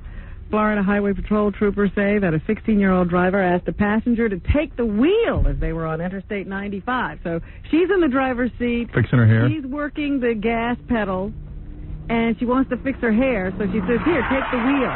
Wow. Well, the guy who tried to do that couldn't control the car. It swerved and then rolled over, and troopers say the 18-year-old who took the wheel died, as did another 18-year-old who was thrown from the car and run over by a tractor trailer. Not to say that everyone should do this, but hair then struck by another vehicle. Hair is important. It really is. As someone who's very involved with hair. Can't you pull over to fix your hair? In my case, no. Believe it or not, the driver survived all of this, but is in serious condition. Oh. A northern New Jersey cable company is looking to pull the plug on a racy program customers have complained about. The Record of Hackensack reports that TCI of northern New Jersey is looking into whether it can remove a public access show called Out Late. On the show, I guess they interview women who perform in pornographic movies and ads for phone sex hotlines, among other things. Isn't life great? I mean, you know, when cable came into existence a couple of years ago, really, when you think about it, like something really cool was thought up. Someone in the community said, you know, you're going to put out all these cable channels. Shouldn't the community have access so that we can do public service programming? And shouldn't the public have a certain amount of hours where they can go in and be TV stars as well? And someone said yes, and they made it the law. And now it's just like filled with perverts and freaks. Yeah, look at who wants to do television. Because who else wants a free television show? You know what I mean? Who else wants to be on TV for like free? It's all porno guys. Yeah, it's a guy who figures out a way to meet the women and talk to them, actually, who he could never get a hold of. It's like cable television's gone completely awry. So these neat little community access programs have become like the worst nightmare. Well, none of them are really good. Have you ever seen a good public access program? Yeah, a couple. Really? Yeah, the porno ones. Oh. They're really stupid and, they're just... No, I mean, those are fun at least. Yeah. So anyway, now in New Jersey, I guess they're trying to, they're complaining about them. But they say they can't do anything about them. The tape can run as long as it doesn't contain any nudity or vulgarity or isn't considered obscene. And in Wallingford, the police chief... But you're right, a lot of these cable shows really do suck. Oh, I mean, they're all horrible. If they don't have anything to do with sex, they have no redeeming value. Like, I know Jackie goes, when the guy goes, he's like the David Letterman of cable. And stuff. I'm like, you watch it, and he's doing everything Letterman does, except like on a bad budget. Yeah. And why not watch Letterman? Jackie's on there like every week. Yeah, you can't watch these things for more than 5 seconds. Right. It's so bad. And he might be the best one out there. In Wallingford, the police chief has fired a 19-year-old veteran of the force, citing Kerry Coon's contact with a prostitute. The chief says that Coon is morally and ethically unfit for duty. He is accused of propositioning a prostitute in Meriden when he was driving in June. He drove her to a crack house to buy drugs. Wow. And the chief says a recent investigation has substantiated most of the allegations against Coon. Is he a white guy? Yeah. Nice. He was spotted on June 15th stopping a known prostitute. And a further investigation shows that he took her to a crack house. I said, guys really are hard up. They're really desperate for sex. Will do anything. I know. It is amazing. Imagine you got to bring a prostitute to a crack house. Before you can do your business. And finally today, let's lighten up here and listen to some other people who have nothing on their mind. That's why I'm amazed when I meet women. I meet women who can't get married. They want a man real bad. They can't find. I go, they're whores in crack houses, charging guys. You can't get a man? Well, they don't want that man. Well, see, it's I love you, Robin. Thank you. Beggars can't be choosers. All right. Alicia Silverstone, we were talking about her yesterday. Gary had an encounter with her up in the Sony dining room. Well, here she is. She's in a new film called Excess Baggage that is now in the theaters, and someone asked her if being famous will keep her from meeting that special someone. I'm not anonymous when I meet them, so it's hard, because I really wish that I could just be anonymous and Honey, you're close. hang out and not get bothered and be able to meet people on the same way that everybody else meets people. People are getting dangerously close to ignoring you. But it's coming. It's coming. Don't worry. You're going to be able to meet lots of guys that way. Hopefully that won't screw it all up. Hopefully I'll be able to still find somebody somehow, somewhere. Yeah, well, we hope that for you. Like, finding a guy is the most important thing in the world. You didn't say it was the most important thing. Obviously, the most important thing is making tons of money. That's what she does. Yeah. Kevin Sorbo, he's the guy who plays Hercules on TV. He has a new movie out. He's not one at all. It's called Cull. And here's what he thinks a hero is. A guy who lights fires. And then a hero, I think, is somebody that he strives to be something. He's already stuck. He could play a mummy. He should be a mummy in a horror film. What is a hero? They should wrap him in bandages. Douchebag says what?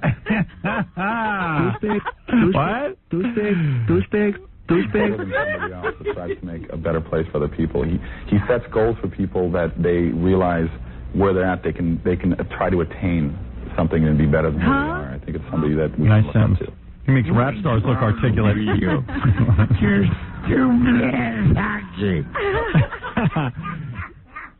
Henry Winkler is... He almost broke monotone on that little tape you played. Yeah. I think a hero is, what it is anyone who makes a life better for older... A hero, I think, is somebody that he strives to be He's already lost. Not Lost better than in somebody himself. else, but strives to make a better place for other people. He sets goals for people that they realize where they're at. They can try to attain something and be better than where they are. Oh, I think it's somebody that we can look up to. Attain is the key word. Can he drink and drive? Can we make a law that allows him to do it? Force him to drink and drive. As I said before, Henry Winkler, the Fonz. Fonzie. Yes, he's still the Fonz? Yes, he has something to do with a new anthology series called Dead Man's Gun that's about to show up on Showtime. This guy has put out more serious garbage than any person. He's doing all kind of specials about retarded people. He's putting out movies. But he's still the Fonz. All people want to know about is the Fonz. The Fonz. So someone asked him how he came up with the characterization of the Fonz. Again, huh? And I'm sure he was there not to talk about that. I had just finished. Listen, you mother effer. For the 10 billionth time, I had just finished. Hey, Henry, didn't you go to Yale Drama School? Was it your greatest acting achievement, shutting up and combing your hair? The Lords of Flatbush. Yeah, that was a cool movie. I had worked and I was very friendly with Sly Stallone. Oh, there you go. And so when I was starting to play the Fonz, I used to think to myself, I wonder what Sly would do. And then I would have sex with your wife. Just embellish on that. Then they asked him if he learned how to ride a motorcycle while playing the Fonz. What was he promoting? He was promoting this new Showtime. Yeah, no one cares. Did you learn to ride a motorcycle when you were the Fonz? Oh, okay. No, I still don't know. You know what? He's in Fred Gwynn hell. I know. He's as much the Fonz as Fred Gwynn was Herman Munster. How to ride a motorcycle. The first time they put me on a motorcycle, in the opening credits, I go up that little driveway. So right after they stopped the camera, I smashed into the sound truck and nearly killed the director of photography. I don't care. Do you think I care? They should ask him what makes a hero. And Paul Reiser of Mad About You has a new book out called Babyhood. It's sickeningly. I mean, he's on every show talking about babyhood. Yes. And it's so not funny. I mean, I think he's a pretty talented guy in that show, Mad About You. But I don't care. I don't know, man. Well, according to everyone, the TV show is based on his life, and his books are based on his life. It's a pretty dull life. I mean, he might as well. He might be the most boring talk show guest out of anyone I've ever seen. Yeah. I saw him on Leno. It was unwatchable. Or was it Letterman? One of the two. Well, here he is. Play number 9 first. Okay. He says there's plenty in babyhood that people can relate to. There's nothing really so specific that's only me and my son or my wife. That's But when you share things that are personal, very often they're really universal. And I think that's what people respond to. They go, oh, man, that's exactly what I went through. I'm so glad somebody else did that. Isn't he supposed to be a comedian? Yeah, but he never makes you laugh. That's a real good... I'm not laughing. Real good thing. You're a comedian who doesn't make people laugh. How about laughing? Yeah. And he says that some incidents in his life are better illustrated by the TV show than in books. So that's why he has the TV show. There were some jokes and stories that I tried to write, and they were really the kind of, you had to be there kind of stories. And I said, well, that's not going to work. I have to, and luckily I have the show to say, let's do it. I'll act it out. I'll tell you what happened. I'll show it to you, because it's too hard to explain. Little guys talking about their craft. Fascinating. That's what's happening, folks. So you mean there are times that in real life he says, well, I'll put that on the show, but not in my book? Well, that's not going to work on the book. That's why I have the show. Fascinating. Now you want to go out and get that book, don't you? I actually have it. Someone sent it to me. I just can't even get started. He's on the back with his shoes off and the baby. It's beautiful. Oh, wonderful. He's a real man's man. He's a sensitive guy. Yeah, he's the new Alan Alda. Yeah. Women love him. Good for him. Well, women don't love me. How's that? He showed tonight, Dog Star, baby. You're going to love it. Yeah. That's Keanu Reeves. And his 2 acting friends who sing in their spare time. And we kid him about his alleged marriage to music mogul David Geffen. It's fun. Alleged marriage. Yeah. Anyway, join us tonight with Keanu on TV's ratings champion, The Great E! Show. Jackie the Joke Man Martling, his 2 filthy and funny CDs, Sergeant Pecker and the Joke Man. Only $12 plus $4 shipping and handling. Also on cassette, buy 2, get 1 free. Call 1-800-323-KING. Friday and Saturday, November 7th and 8th at the Riviera Hotel on the Strip in Las Vegas. For information and nasty jokes, visit jokeland.com. Tomorrow, the chance to go to FBI headquarters, thanks to FX and the show X-Files. And also Crackhead Bob in Memphis as Elvis's cousin. Blah, blah, blah, blah, blah, blah, blah, blah, blah. Thank you. Oh, don't miss Stuttering John appearing at the Balance Bar Sunshine Kids Tennis Tournament benefiting children with cancer this Thursday from 3 to 5 p.m. at the Queens College Tennis Court. Steve Guerrillo in Grandma Sylvia's Funeral, 718-850-40 for Scott the Engineer in his music business. He'll play music at your parties. Thank you. Listening to the Howard Stern Show. We'll be right back after this brief word from our benevolent sponsor. We're back with the Howard Stern Show.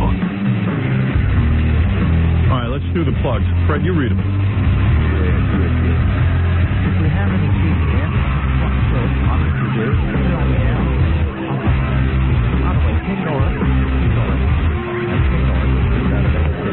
the Great Hall in Union Station, Hartford, special guest, of course, Sirianni and Hoffman, and the King North Animal CD is available at Power Records, all 3 locations in Manhattan, also Record Express in the Hartford area, and Tunes in Allentown, PA. Don't miss Stuttering John appearing at the Balance Bar, Sunshine Kids Tennis Marathon, benefiting children with cancer this Thursday at the Queens College Lower Tennis Courts at 3 p.m. And Stuttering John's band appears at Club Rio in Conshohocken, PA, Saturday night at 11.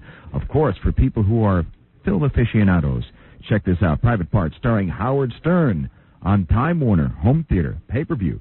September 2nd, which is actually September 3rd now through the 14th, with showings every 2 hours.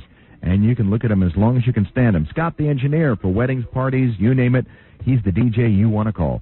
718-BAG-5040. Okay, everybody, thanks. We'll be back tomorrow. We'll see you then. At this time, the Howard Stern Radio Network leaves the airwaves for technical adjustment.